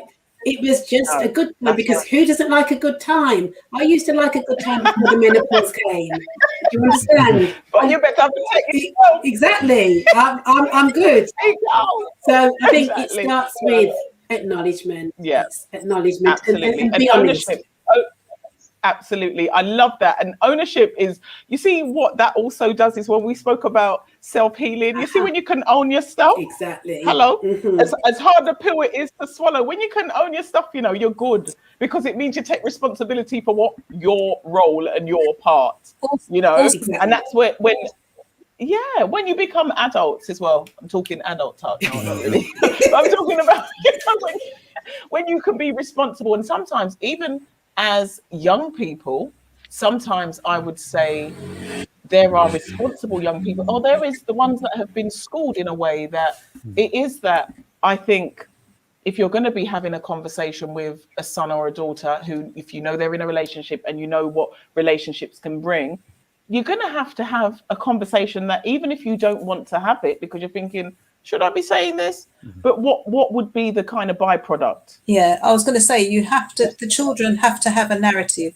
They have to have a story. They need to understand why this relationship broke down, why they haven't got both parents together. I work with so many children that haven't been given a narrative, and they're fantasizing all sorts of things about the absent parent. And it's not fair on them, because it just creates more mental distress for them. And unanswers, In terms of talking more about younger children and experiences, Rosanna, I think what you said regarding how your father, when he was younger, shouting and it made you freeze.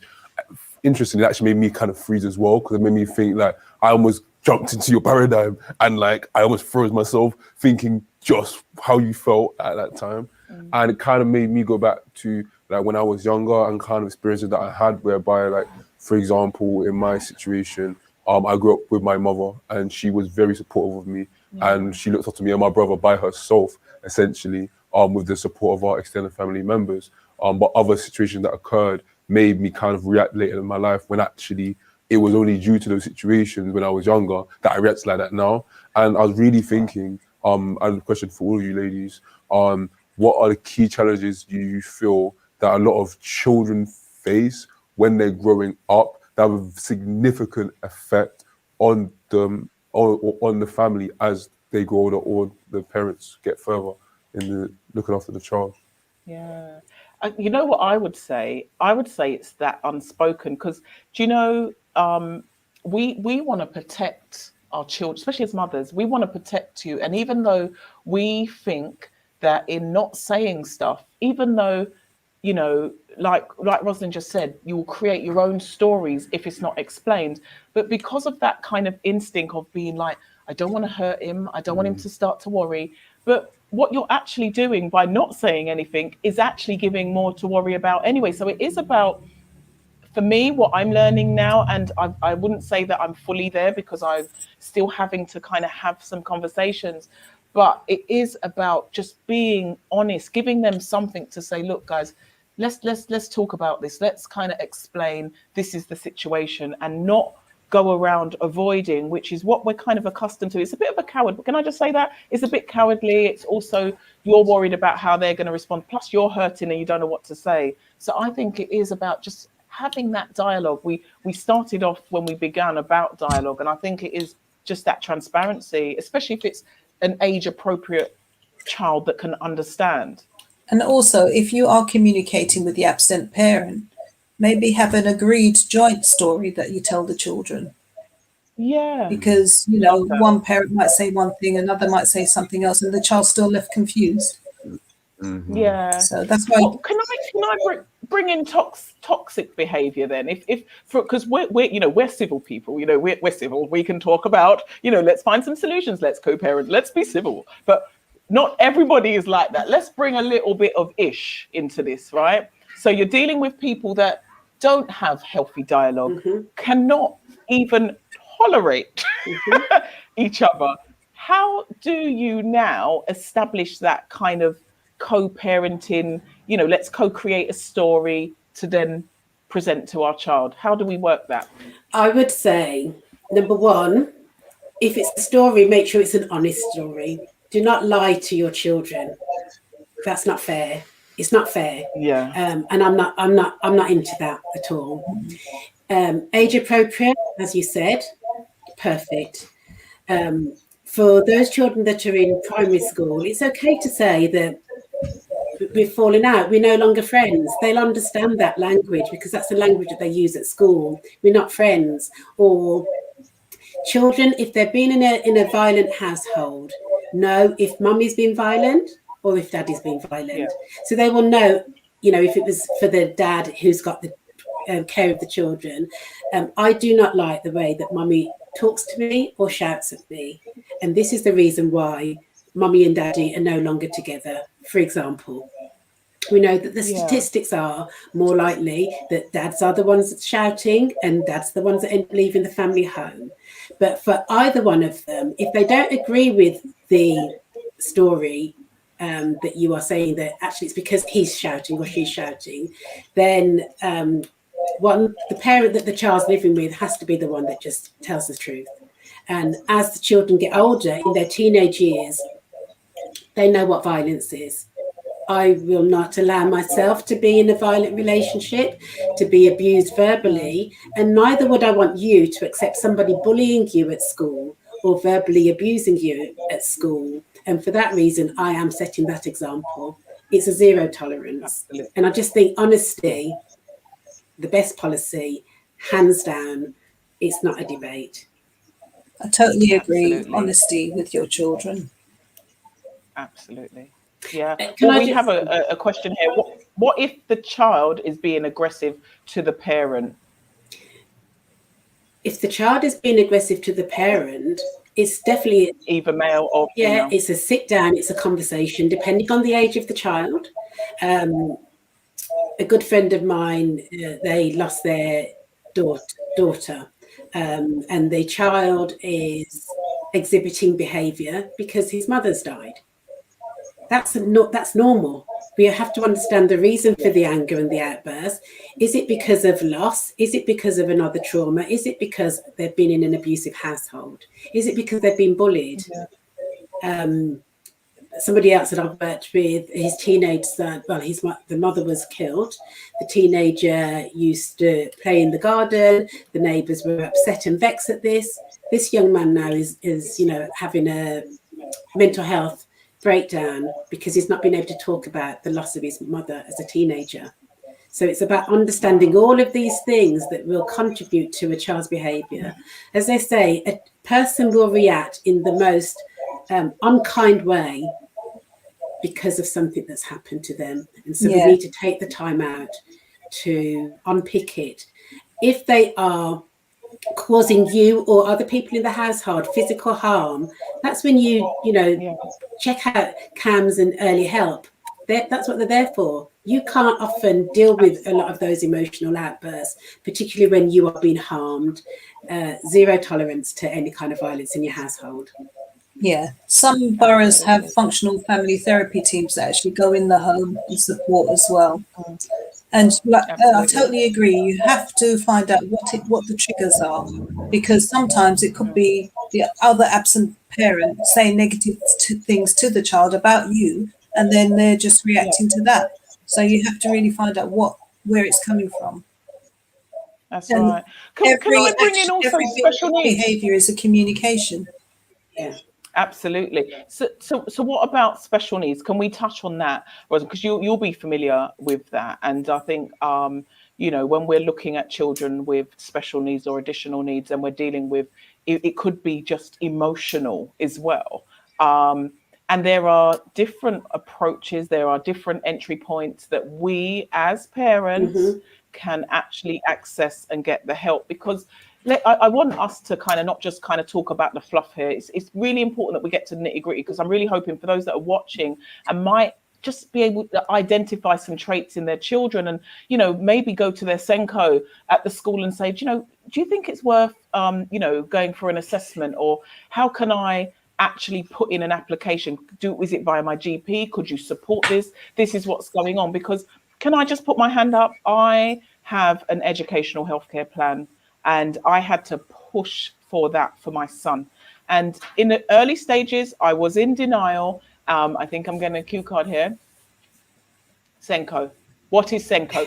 Oh, sorry, I'm using, thank you. I'm using jargon. I've just been corrected. So explain Senko to the profession, for those who don't know what a Senko is in a school setting. It's a special educational needs coordinator, and they're sort of in charge of all the children in the school that are presenting with special needs, and they're supposed to access the educational psychologist assessments to identify any learning needs and any other needs that might need referrals to CAMS or other agencies. And CAMS is Child, Adolescent and Mental Health Services. So if we were going to, like, for example, share with others about what that process is, and I've had my own process through the GP, through the school support, then through the, you know, there was a process, then through CAMS and all of that stuff, assessments were taking place. How would you then advise if people are seeing that a child is displaying, and you might not, for me, of lately, I feel that I've got a SEN hat on. There's things where I can see that children now are displaying, and it could even just be simple things like speech delays, or it could be simple things, because especially now that we've got all these devices, that some children are not talking, you know, they've got a dummy in their mouth and they got this. Peppa Pig is their teacher, because they're not talking, they're not even making eye contact, because all we're doing is this. So there is developmental delays that naturally will happen just because tech has actually also taken over. But there are some elements within a child that if you pick it up early, how would you like say to another person, okay, this is the pathway, or this is the process to begin this journey? Because not all of us, and I was that mum as well, want to kind of acknowledge that we've got a situation here. So what I would say first and foremost is know your child. So pick up on the patterns that your child is displaying. So for instance, if they're in nursery and the teacher's constantly saying, oh, the child won't sit down, can't do certain tasks. Okay, that's happened in nursery. If they go to reception and the same thing's happening, you need to be in tune to that, and then keep an eye on it. And then as it goes further, pick up on the patterns of your child, because you know your child best. And then if you think there might be an issue, you need to go to the school and ask for the Senko to make the appropriate referrals, firstly to the educational psychologist assessment, because that assessment will assess that child's level of cognition. It will assess their levels of concentration, whether they can focus, whether they can write properly, things, or, you know, for their developmental age, they'll do the assessment, and it should identify things. It might not identify a condition, but it might identify the way the school can support your child in class. Excellent.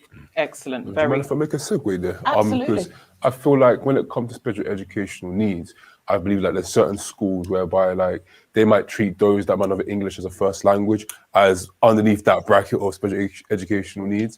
And I guess I just open up a bit of discourse between you ladies in terms of understanding like what do you guys think about that, the schools that may not use special educational needs in the right way and just bandy all the children within that term in order to make it easier for themselves to deal with the children, when in actual fact they're not meant to deal with them in that way. This is where parents need to stand their ground, because we know that children that are maybe from different cultures, black children, if they behave a certain way in school, they're labelled.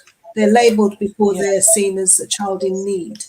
So you as a parent have to be aware of that and push for the services. And if you're not getting support from the school, go to your local education welfare service department and explain the difficulties your child is experiencing and ask them to intervene with the school.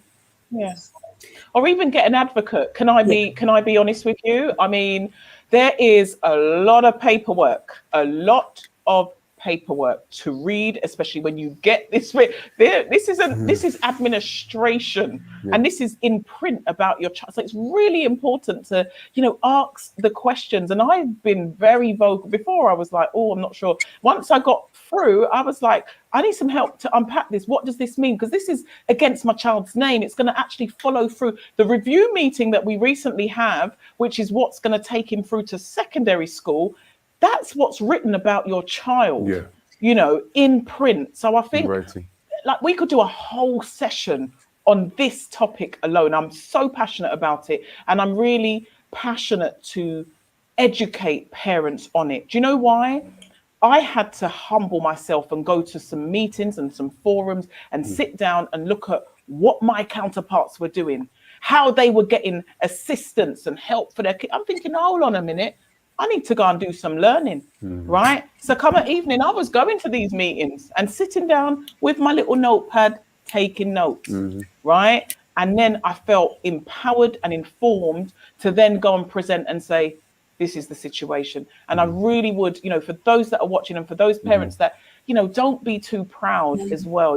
Put your hand up if you need help and you want to ask questions. There are people in schools. That is what they're being paid for. Use them, use them. They are there to be used. And that is what their role is. Ask the questions. If I can, encourage anybody, because sometimes that's like your golden ticket. That stays with him now till 25, and having a neurodiverse child is not a bad thing. It just means their brain is wired differently. And it just means that we have to learn how to understand them.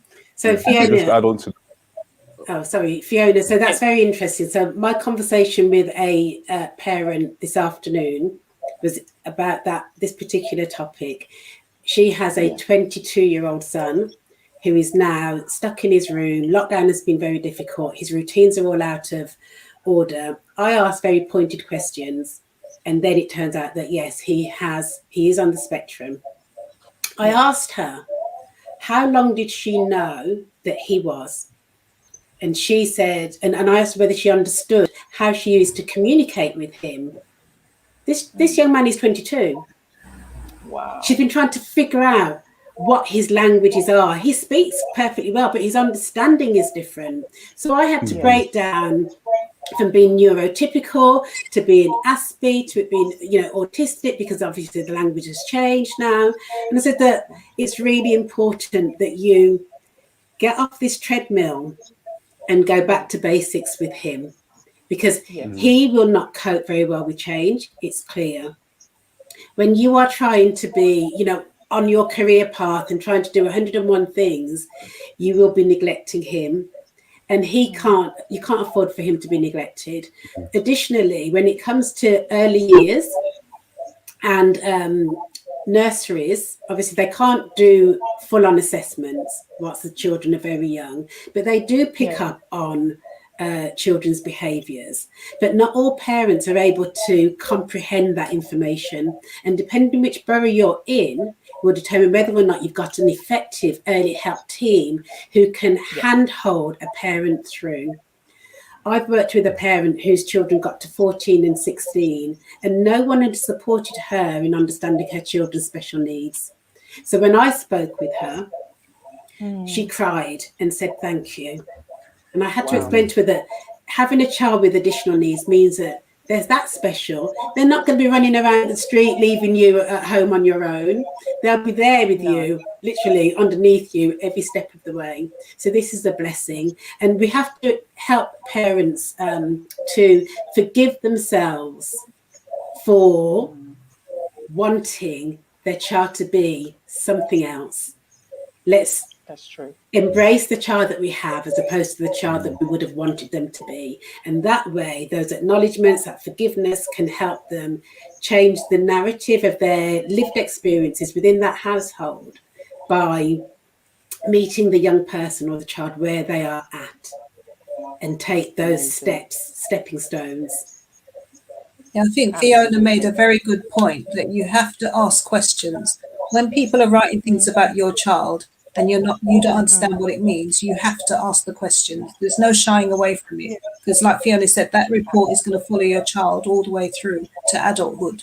So you need to be asking the questions. What does that mean? Why is that being written? Why have you assessed my child in this way? But that is assuming and that's right. However, if you're a parent who does have English as a second language, who is suffering from low self-esteem, who is just grateful that their child is out of the house as opposed to inside the house, causing them some additional stresses, they will forego their parental responsibilities in a way and trust the practitioner that's writing the report, because they may not know any better. So the question perhaps is, where do parents who may have lower educational ability, who may have English as a second language and may not have an education from their home country, where do they go for help and support? How do they access the support that we may be able to offer as professionals? You know, are we giving people leaflets in their home languages, assuming that they can read in their home language? And this is where a lot of our young people who are, whose parents have difficulties, this is where they're going to fall through the net. And this, and they become even more vulnerable because they're out then on the street. And I find a lot of parents with English that's not their first language, I find a lot of professionals don't bother to get interpreters. So when I'm speaking to other professionals, other services working with my patient and the family, I say to them, have you used an interpreter? And if they say no, I say, you need to do that assessment again with an interpreter. Yeah, good. And this is what makes, you know, good practitioners as well. When we operate from a best practice perspective, we know who to hold to account, what to say, how to say it. No. Hello, what was that? I didn't understand. There's times when I've had to advocate for people who English isn't their first language and they've written things. This is even a situation with a hospital, and the lady needed me to just read what the hospital had written, and the doctor's writing was, you know, doctor's writing, everybody knows about it, right? Squirrely. So I was reading it and it said something totally different to what I asked the mum, is that what happened? And she said, no. So and then they had to rewrite it. But, you know, that's just one situation out of many, you know, where we think these are things that, you know, when you look at it from a holistic perspective, there are so many different avenues. I know that we've kind of taken it a little bit down a special educational needs pathway, but this is all to do with parents and families. And when we look at the society that we live in, we are coupled with a very diverse, multicultural society. So having an inclusive system, right, is fundamentally important, because we cannot have a biased system that only supports a certain caliber of people, because it means that you're just going to ostracize a whole host of individuals who really need it. And then we know where the pathway can lead to. So these conversations need to be had, and they need to be had at a very high level, because we need to advocate, we need to represent, we need to be that voice. You know, I will go on about this stuff because I'm very passionate about it.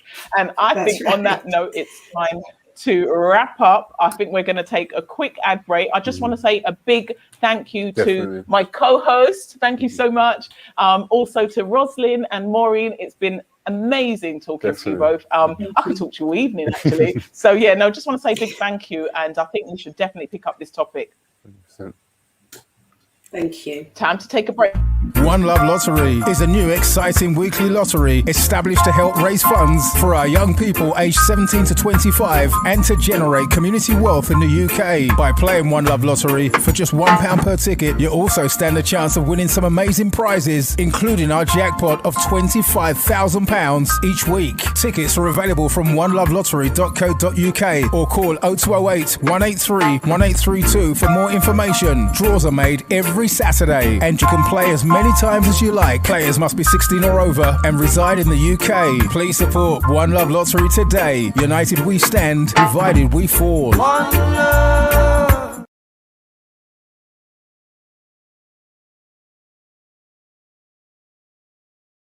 One Love Lottery is a new exciting weekly lottery established to help raise funds for our young people.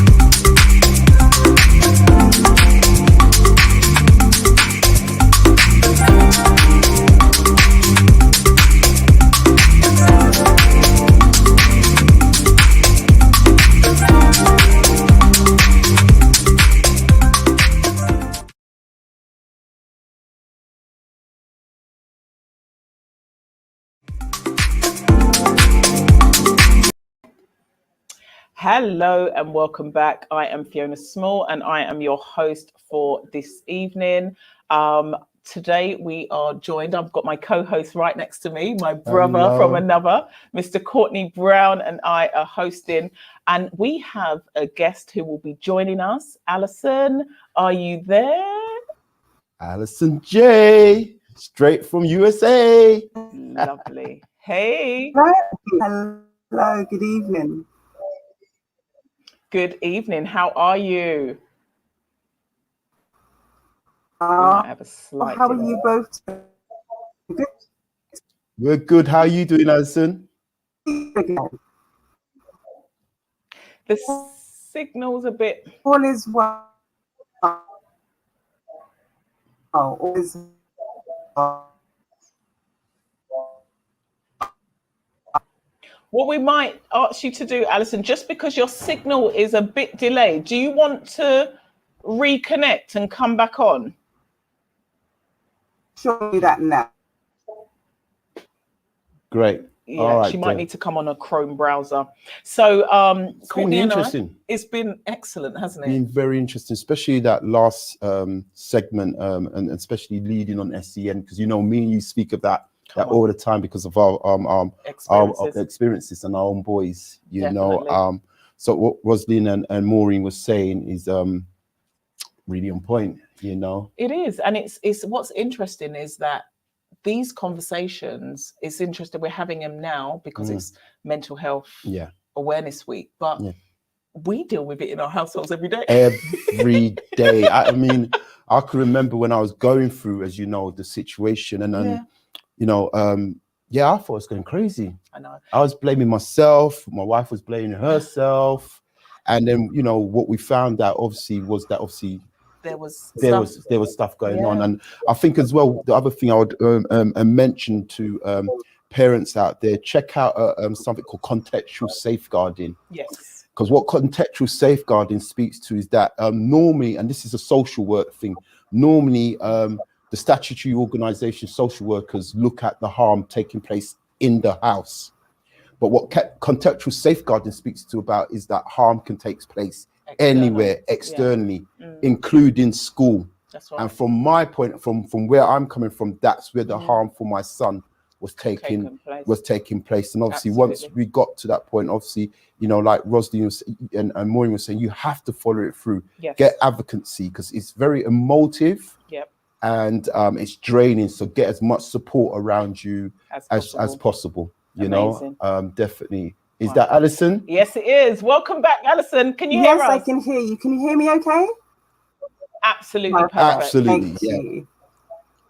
Awesome. So over to you. Introduce yourself.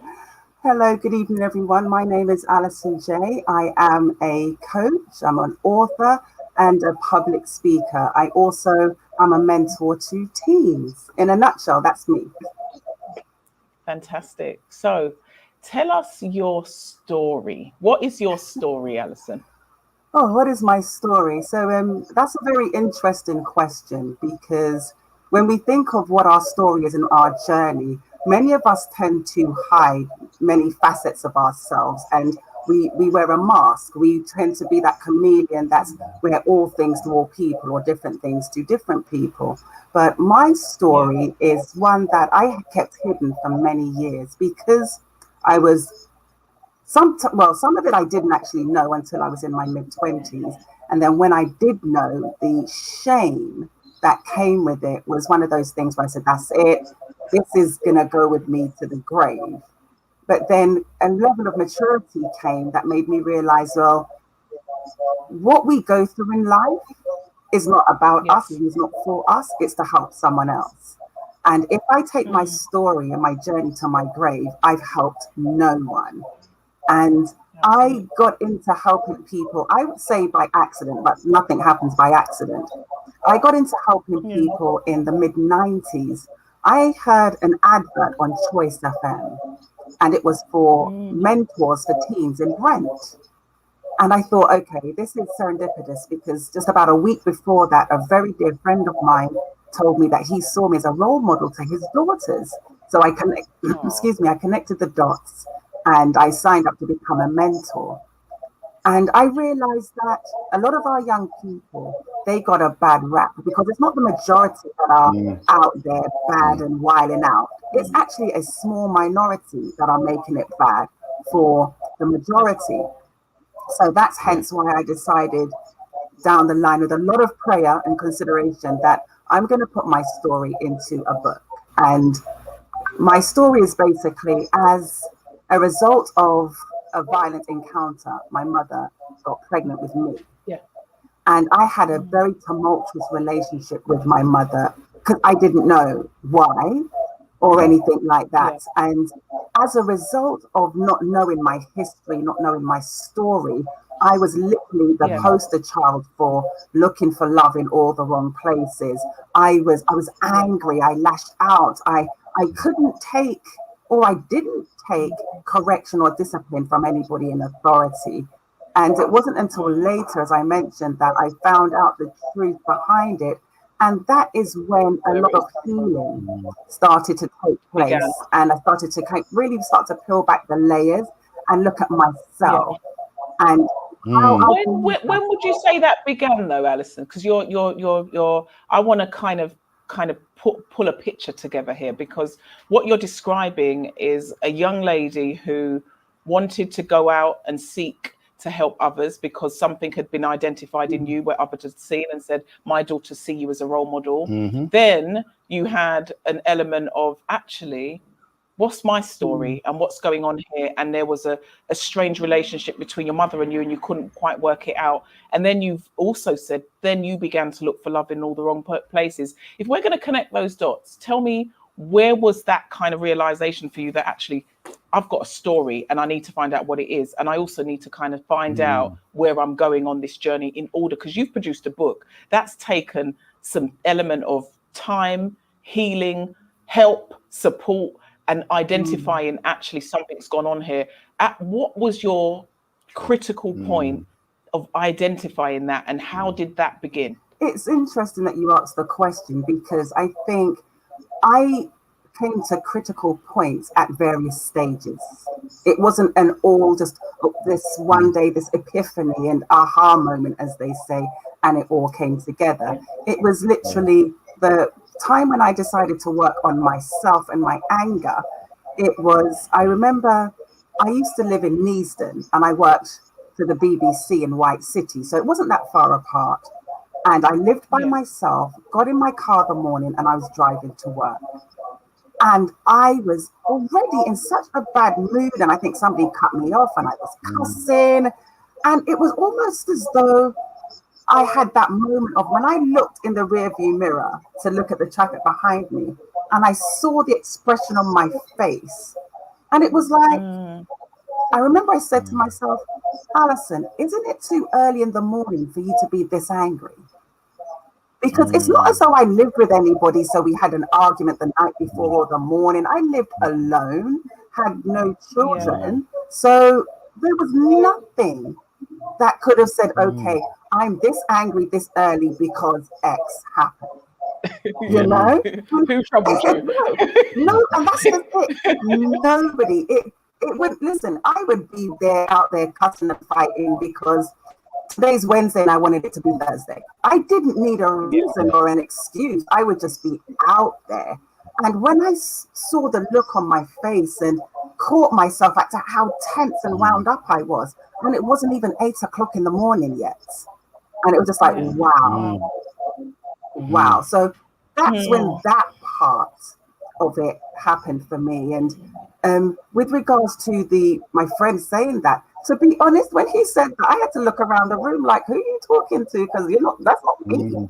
Because I didn't see myself as a role model, because those were the days when we used to go out and we were in the clubs Thursday night, Friday night, Saturday night, Sunday night, Monday night. You know, confession. What part of me do you see as a role model? But the key thing is, you would be surprised at what other people see in you that you don't see in yourself. You would be surprised at what you try to hide, but somehow other people can really discern and see that in you. And that's what other people saw in me when I didn't even see it in myself.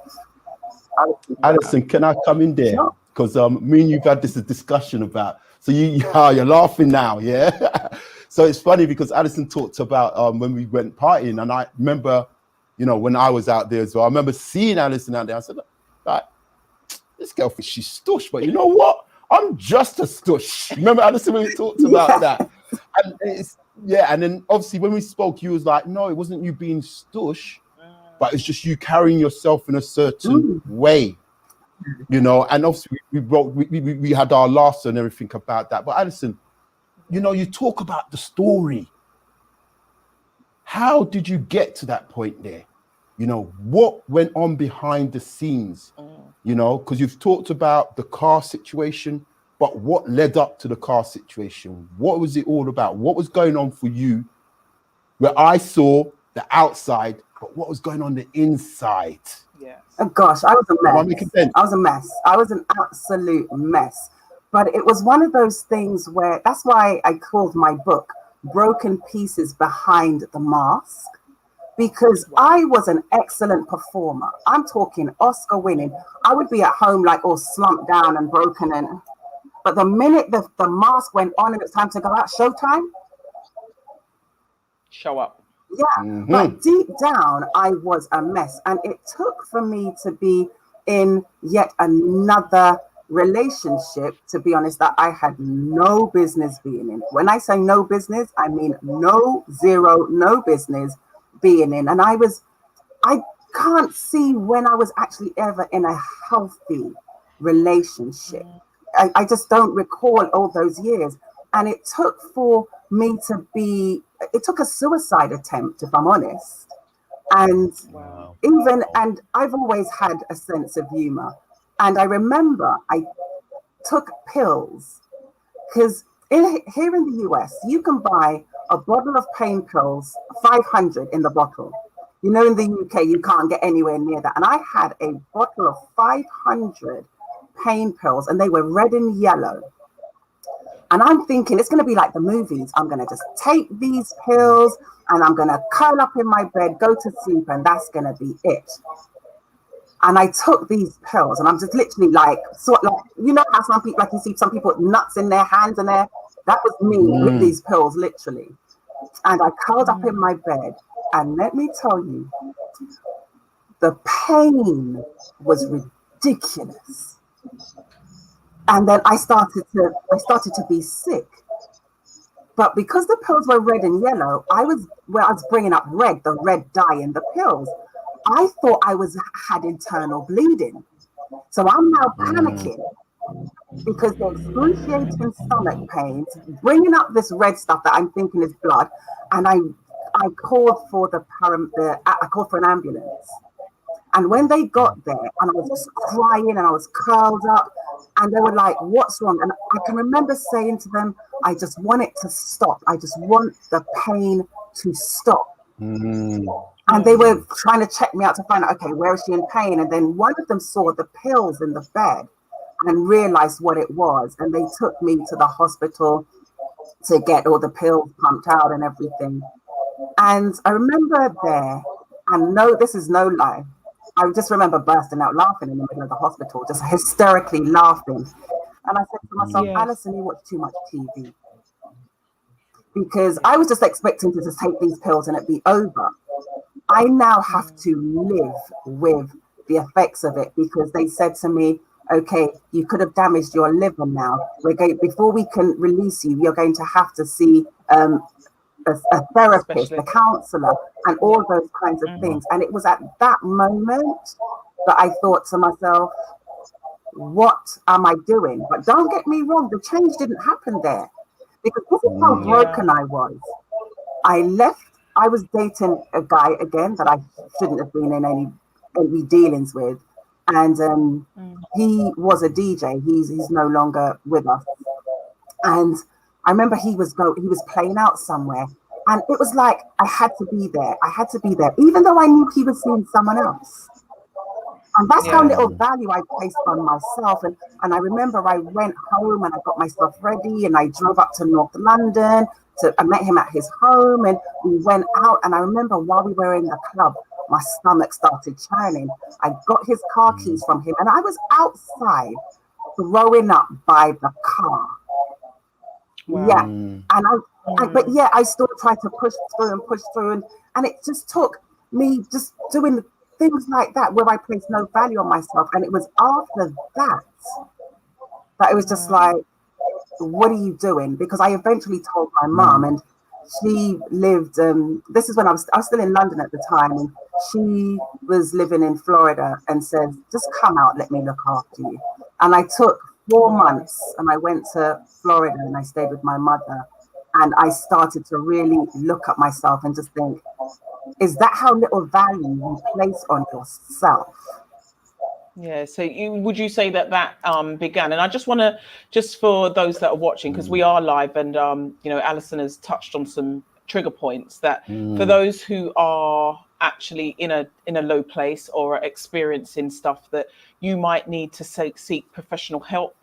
There are suicide helplines. It would be great if we could bring them up at the bottom of the screen, but also just want to highlight that, you know, what you're sharing, Alison, as well, is that we don't want to underestimate. We don't know who's watching because we are on the net and what people are going through. So I thought it'd be right to actually just kind of highlight that. And if we can bring up some a suicide helpline number, that would be really helpful. So so you're in Florida now, and you've got so did you feel that that's where you needed to go, or did you feel that you were just wanting to just get away from the UK? It's not even so much get away from the UK.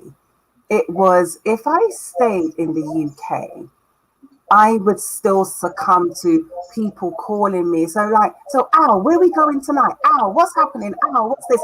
And I didn't feel like I had the structure or the support network around me to be able to say, last week I overdosed. Yeah, I didn't have that.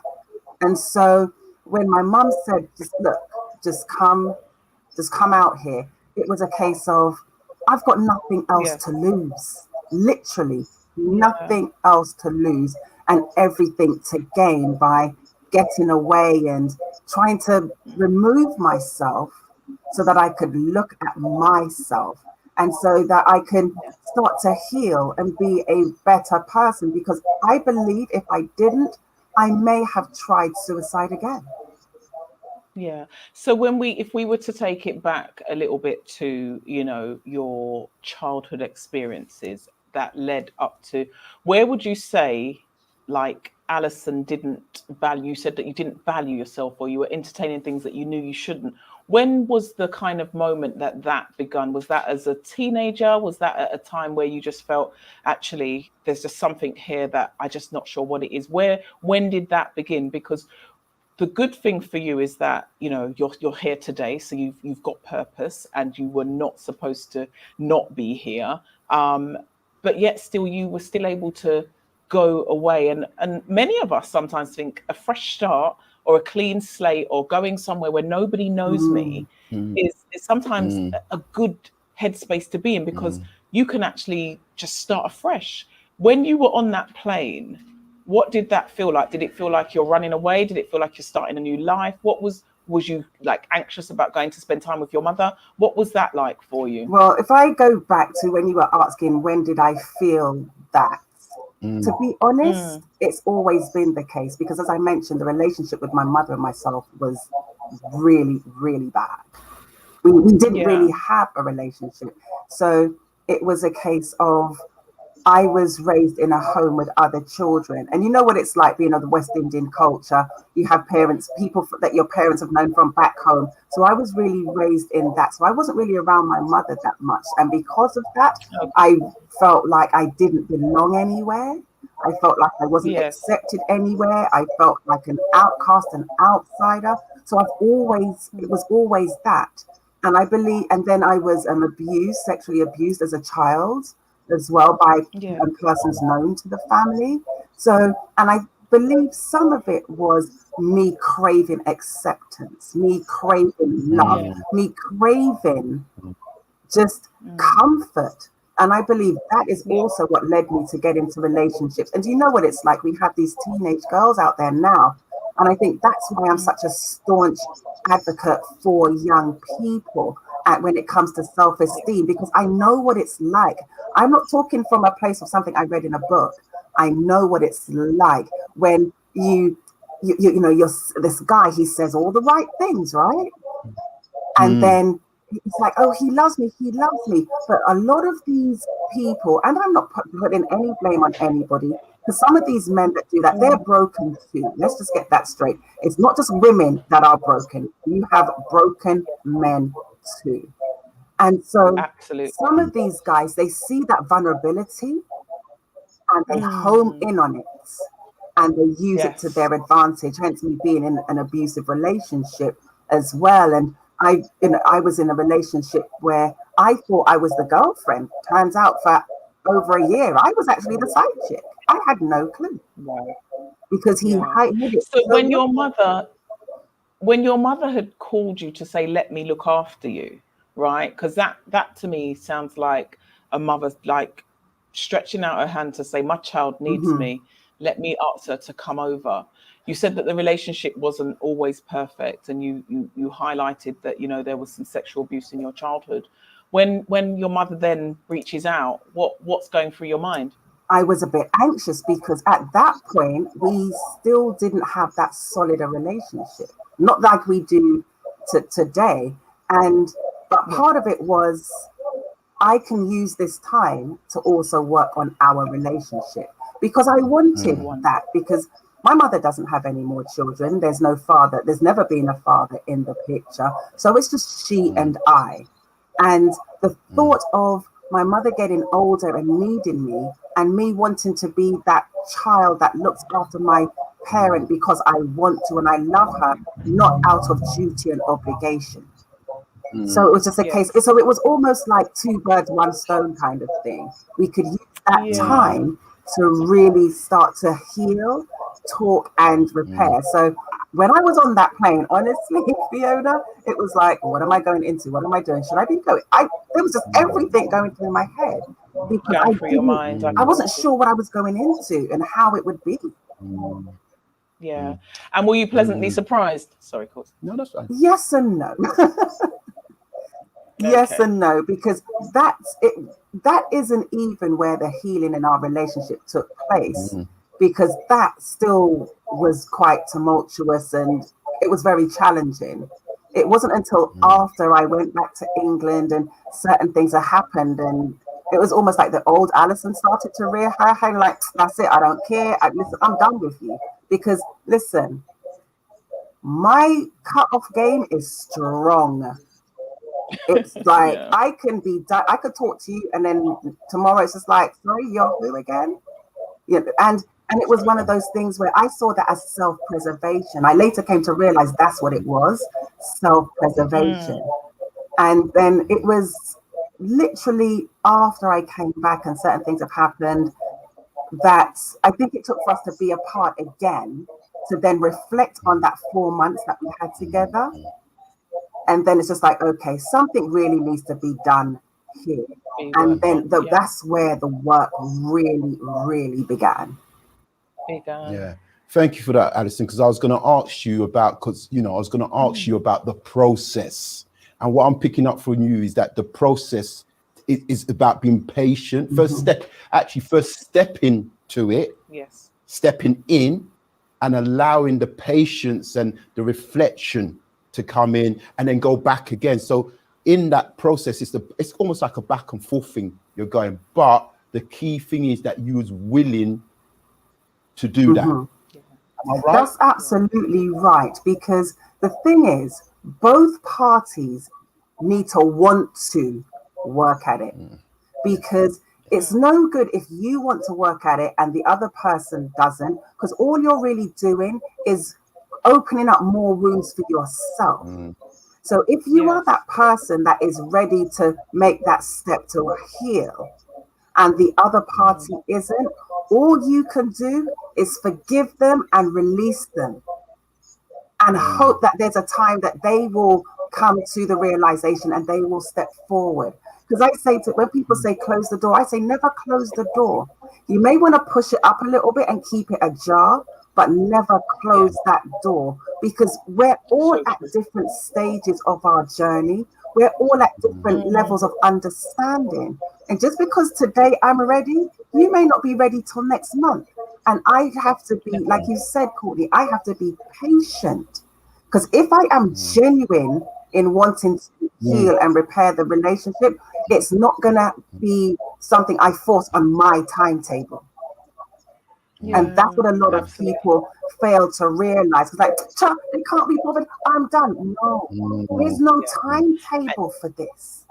There isn't. And the restoring process. I'm sorry. Absolutely, because when you think about restoration and restoring, like you said, it's a two-way street, isn't it? And if you're ready to open up, sometimes some people, you know, may have forgotten. There's things that I'm sure, like many of us, when there's things in my childhood, even with siblings, where I remember my brother once saying, you know, you was the one that broke the vase and I was the one that got in trouble. And he as an adult, he said, you blamed me for Fiona. He said it to my dad, and my dad looked at him like he had no clue what he was talking about. However, to him, as a grown man, he still remembered that. So there are some things that even in our childhood, that even if you said, do you remember when you slapped me, mum, because I was, you know, I spilt the milk on the table, or I did this, and she's thinking, no, I didn't. You're like, yes, you did, because I cried all night that night, or whatever it was. That, do you understand? There's some significant things. When you are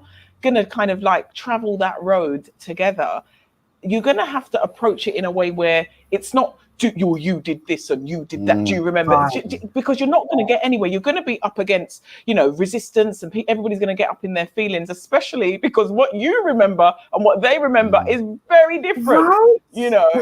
That is so true, because if you think about it, right, it's like the way that I liken it is I say, okay, if we look at the Bible, for example, and all these different denomination churches, it's the same book that they all use. They've all interpreted it different to build. So you have the Methodist, the Baptist, the Pentecostal, the Church of God of Christ. Do you see what I mean? But if you look at it, it's all the same King James Version Bible. Everybody had a different interpretation of what they took from it. And it's the same with growing up. You could have 20 children in the house. Every one of them would have a different recollection of that one experience. And the key is, like you said, Fiona, it's not to blame. Because if you start to come from a place of blame, people then do what? They shut down and they become defensive. And it's not so to your point, when you say, well, but do you remember when you did this? No. There's ways to do that so that you're not feeling, the person's not feeling like you're attacking them for something that they probably don't even remember. Exactly. And bringing it up is like, because I think there are some things that are worth revisiting and knowing what you need to park. So there's some stuff I think it's important, like you said, in order to heal, like there's a saying that I say, you cannot heal what you don't reveal.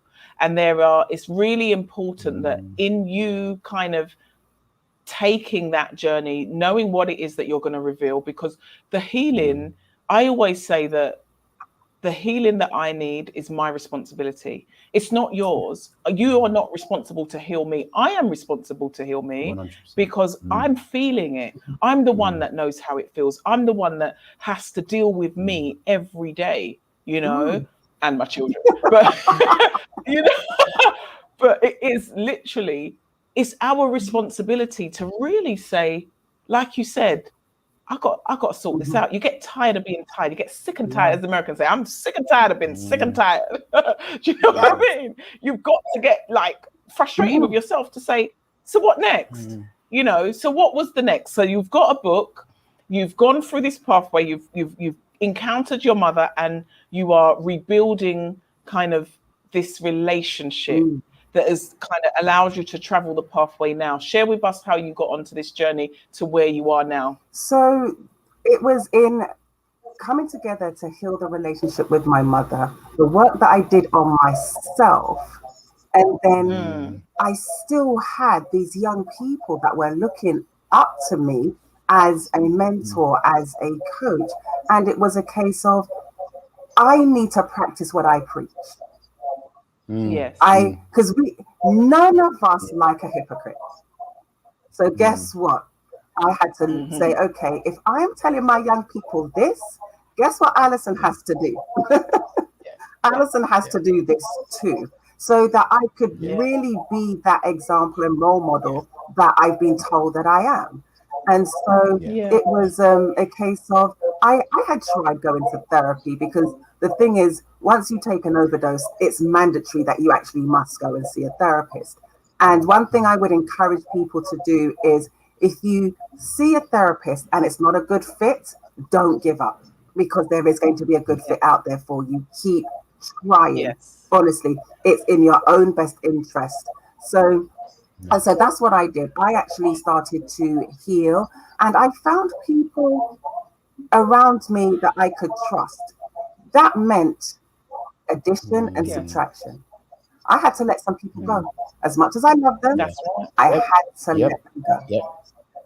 And then I had to invite different people into my life, and I had to be open for these people to tell Alison about herself, because Alison don't like to be told about herself. I had to be open for people to be able to do that and give me that correction, but I knew they were doing it in love, and I knew they were doing it for my best interest. And Fiona, you said something very interesting about your healing being your responsibility.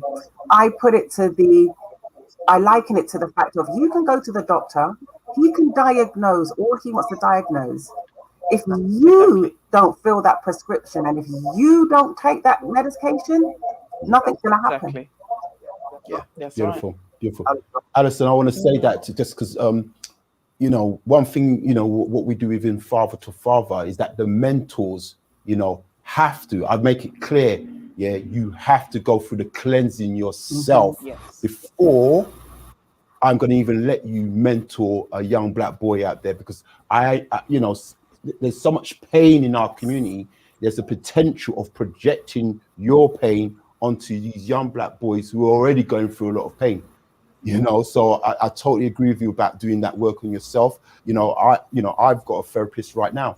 Actually, I saw my therapist this morning, because I had to deal with the child in me that's still crying out for protection, that's still looking for love. Do you understand? And so I hear you totally when you talk about doing the work on self first. And the other beautiful thing that you're talking about is finding the people, the real people around you. Important. Because one of the things I do, and if anybody knows me, my wife and my sons, I have to do that 360 self. 360, not just Courtney looking at himself and like patting myself on the back. No, what my wife seeing? What are my sons seeing? What are my work colleagues seeing? That 360, and you have to be honest with yourself. So thank you for sharing that, definitely. And being open as well, because we're quite proud. Can we be real? We're quite proud. I was at bank holiday just gone. I was at Courtney's house, and his wife, bless her, she said to me, you don't need an invite to come here, and you don't need to be here with no airs and graces. Come as you are. This door is always open to you. And I shared with her some things that I'd been battling. She said, Fiona, I never knew you'd been going through all of this stuff. And I said, I know, because I've not told anyone. And she's like, you've been going through a lot. And naturally, what we do, as you said, we show up, right? And nobody sees what's going on behind the scenes, because sometimes it's like you have to deal with it. Like, I am a person where it's only when I'm ready to talk, I will talk. Other than that, I'm trying to figure it out. I'll be honest with you. And when I'm like, Chuck, can't do it anymore. Let me get some help. It's all in my head. Do you understand? I have to share it. But until I get to that point, you ain't getting nothing out of me. You're just going to see me and be like, why is she so distant? Can't you come in down? Everything? I'm fine. Leave me to deal with me. And when I'm ready to talk, I will talk. But you need to have these safe spaces to do so. And sometimes we don't always know where they are, because sometimes family is way too close, because you see them too often anyway, and you're like, I want you to be mentioning this every 2 seconds when I see you. Then you've got your nearest and dearest, who are your adopted family, right? Who you're like, actually, we can talk about stuff like, do you understand what I'm saying? So it's knowing where to put this stuff, because as we grow and as we get older and we learn more, I'm learning so much about myself now. So much. Like, I'm loving my 40. I'm 42 on Saturday. I'm loving my 40s. Yes. Listen. Show off yourself. I'm loving it because I think I know me now. I'm okay to say no. I'm okay to say I don't like that. I'm okay to, you know, but it's taken me a while. I was on my P's and Q's before. And to your point, Alison. Sorry? No, I was going to just say, sorry. I just wanted to know, how can people get in contact with you? You know, where can they get their book, what's, you know, where's the details, man? It should be going across the bottom of the screen. I see it there. So my website is just my name. It's alisonjay.net. And that's ALISONJAYE.net. From there, you can email me. My phone number's there. It gives you the links to, it gives you the names of my books and so on. So they're on there as well. So that's where people can find me. But I just wanted to address something that Fiona said. Fiona, that is, when she said that you're figuring it out yourself before you can articulate it. I think that's pretty much every one of us. And I think that's the wise thing to do before you just out there, because until you've figured it out in your head, you don't know what is going to come out of your mouth. You don't, and it's one of those things where it's just like, sometimes to start with, you're not even sure what you're feeling or even why. You just know that you're feeling some kind of way. And Courtney, you said that you saw your therapist recently. And that's one thing I want people to get across. Don't be too hard on yourself. Don't beat up on yourself. It's not an overnight thing. It's a process. Fiona, you mentioned you're 42 in a few days. I'm 50 in a couple of months, you know. Oh my gosh, check us out. Right? And it's one of those things where I'm still a work in progress. I'm still learning things about myself. I'm still having to pull myself back and say, okay, Alison, what's going on? What are you feeling? What's happening? And I still have to go to those trusted people around me to say, you know something? I did this, or I'm thinking this, or I'm feeling some kind of way.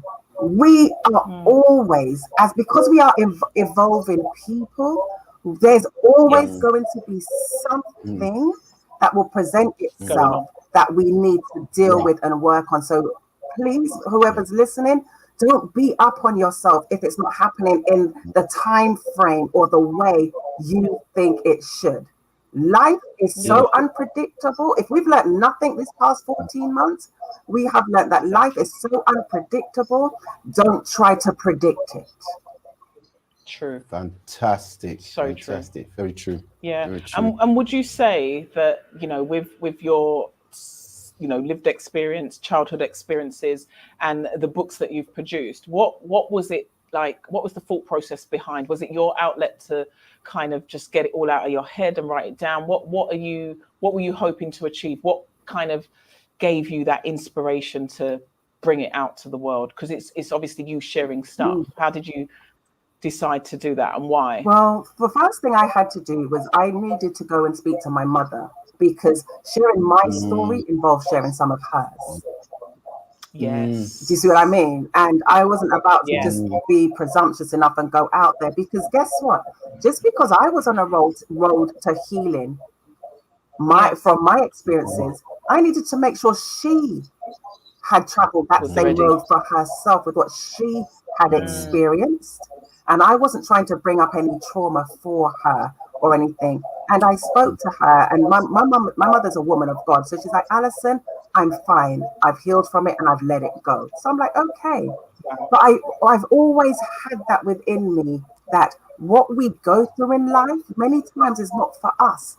It's to help someone else, because we surprise ourselves regularly at the strength we have to go through. But you'd be surprised at some people that are looking at us to get the strength they need to go through. Yeah. And so because I felt this responsibility for a lot of young people and hearing people talk about things, and I thought, okay, I believe this book will be something that will be able to release other people from a prison that they are living in because of abuse.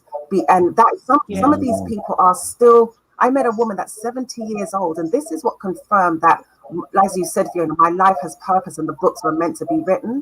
I gave a talk in 2019 about my book, Broken Pieces Behind the Mask.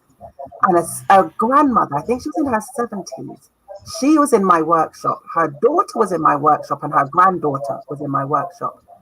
The lady came to me afterwards and said, she held my hands and she says, "I've just bought your book. I can't wait to read it." And then she looked at me, she says, "I have to go home and talk to my son because he doesn't know what he doesn't know." And I looked at that and I thought, there's so many people that's waiting for somebody to be transparent with what they have gone through. So then reach down and reach back to help pull other people so that they can have the courage to let it go. Because a woman in her 70s hasn't let it go yet because she didn't know how or where. And that's why I wrote the book. That's powerful. That is really powerful. And then even in kind of like asking people who are carrying stuff, you know, that's clearly, I mean, to be 70 and still hold on, how, if you don't know where to begin or what to start with, especially because I love what you said. You said, first I had to go and speak to my mother because a lot of what we've been through does involve other people, will have an impact. There's certain things that, you know, I had to talk to my children about first before talking about it online, because I needed to make sure they know, actually, this is what I'm going to be saying and this is what mummy's gone through so that you know it. Do you understand what I'm saying? There's certain things that it impacts others around us, especially our nearest and dearest. For those who, you know, if they open that up, what it can do, because there's a lot of people that have revealed stuff and it's severed relationships, family relationships, family ties have been cut because what was said, you disgraced the family, you've spoken the secret. Why did you have to do, you know, there's a lot of risk associated with what you're going to do. So your approach has to be the right approach, because let's keep it real. You go and open up that can of worms, there's a ripple effect. There is. There is. Definitely. But you see, the thing is, Fiona, you said something that's key, and that's actually good. That is actually the opening to my next book. Every family has their secrets, but what do you do when you are the family secret? I was the family secret. So what do I do? Do I live ashamed because I'm the family secret? Or do I take that risk? Because it is a risk. But it was one of those things where, like I said, I had to speak to my mother, and I had to live in my, and I know this is very overused, live in your truth. But the reality is, sometimes those people that you disgrace the family and whatever, why do they want to keep those things secret and keep you in an unhealthy state of being broken? Because, and it's funny that you says you can't hear what you can't reveal, because I actually have a similar quote in one of my books. So, and it's so true. If you don't reveal it, and if you don't bring it up or mention it, and if you keep it hidden, guess what's going to happen? You will never heal. If you are sick and you never go to the doctor, how do you expect to be healed? Because we pay so much attention to our physical healing, we neglect our emotional health, we neglect our mental health, we neglect our spiritual health. And guess what? By neglecting all those things, it still manifests itself in our physical health anyway. That's right. That's right. God, Alison, again, could talk to you all night, but I've just been told we have to wrap up. So, Alison J, can you just again tell everybody your book? Okay, so I have one book, Broken Pieces Behind the Mask. That is part 1 of my autobiography. I'm hoping for part 2 to be out next year. And I also have another book called Broken Pieces. No, I just said Broken Pieces Behind the Mask. Sorry, the second book is Pack Your Luggage, but Leave Your Baggage. Ooh, say that again. I like that. Here. It is. Show it. But leave your baggage. Leave your baggage. Yo, I love that. And everyone can access this on your website. Yes, you can. They're available. That's the amen. Pack your baggage, but leave. Come on. Pack your luggage, but leave your baggage. Yes. I can imagine like Jamaicans saying, pack your baggage, but make sure you leave. Pack your luggage, but left your baggage. Yeah, exactly, because it's true. Because you know what? And if I can just show you the image, look how much baggage there is, and look how much luggage we have. Wow. Look at that. Do you know what song comes to mind? Bag lady. Bag lady. You know? Listen, Erica Badu wouldn't return my emails because I actually wanted to put the entire song in this book. I only got I've only got a few lines of it, the song, in this book. But honestly, that's one of the things that's in there. But yes, honestly, pack your luggage, but leave your baggage. And too many of us, we're walking around with all of this when we can just be walking around with this. I love it. Alison, we're gonna have to do a show just with you, on that alone. Alison, with love from England to the USA. Thank you very much. Thank you for having me. And we'll catch up soon. Yeah. Thank you so much. Thank you. Thank you very much. Thank you, Fiona, Courtney. Blessings. Thank you. Blessings. Awesome. Wow. Bye bye. Amazing. What? Amazing. Pack your luggage and leave your baggage. Oh God. That's gonna be a new slogan. I love it. I love it. I love it. I love it. That was amazing. Yeah, well done, Alison. Well done. Another pain to purpose testimony there. Pain to purpose testimony. Absolutely. It's been a great night. It certainly has. Been really a great has. night. It's been good co-hosting with you. We should have been doing this long time ago. Long time ago. He was doing. All right, Viv. All right. We see ya. We see you, Viv. Okay, we'll talk. No management fee, though. Yeah, exactly. Yeah? Okay, He knows but what he's doing.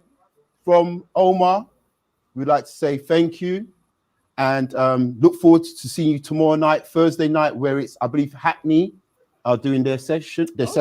Yes. So have a good evening, everybody. Fiona, final words. Final words. Tonight has been absolutely excellent. I really have enjoyed it. Everybody that's been on, thank you to all the guests. Thank you for sharing.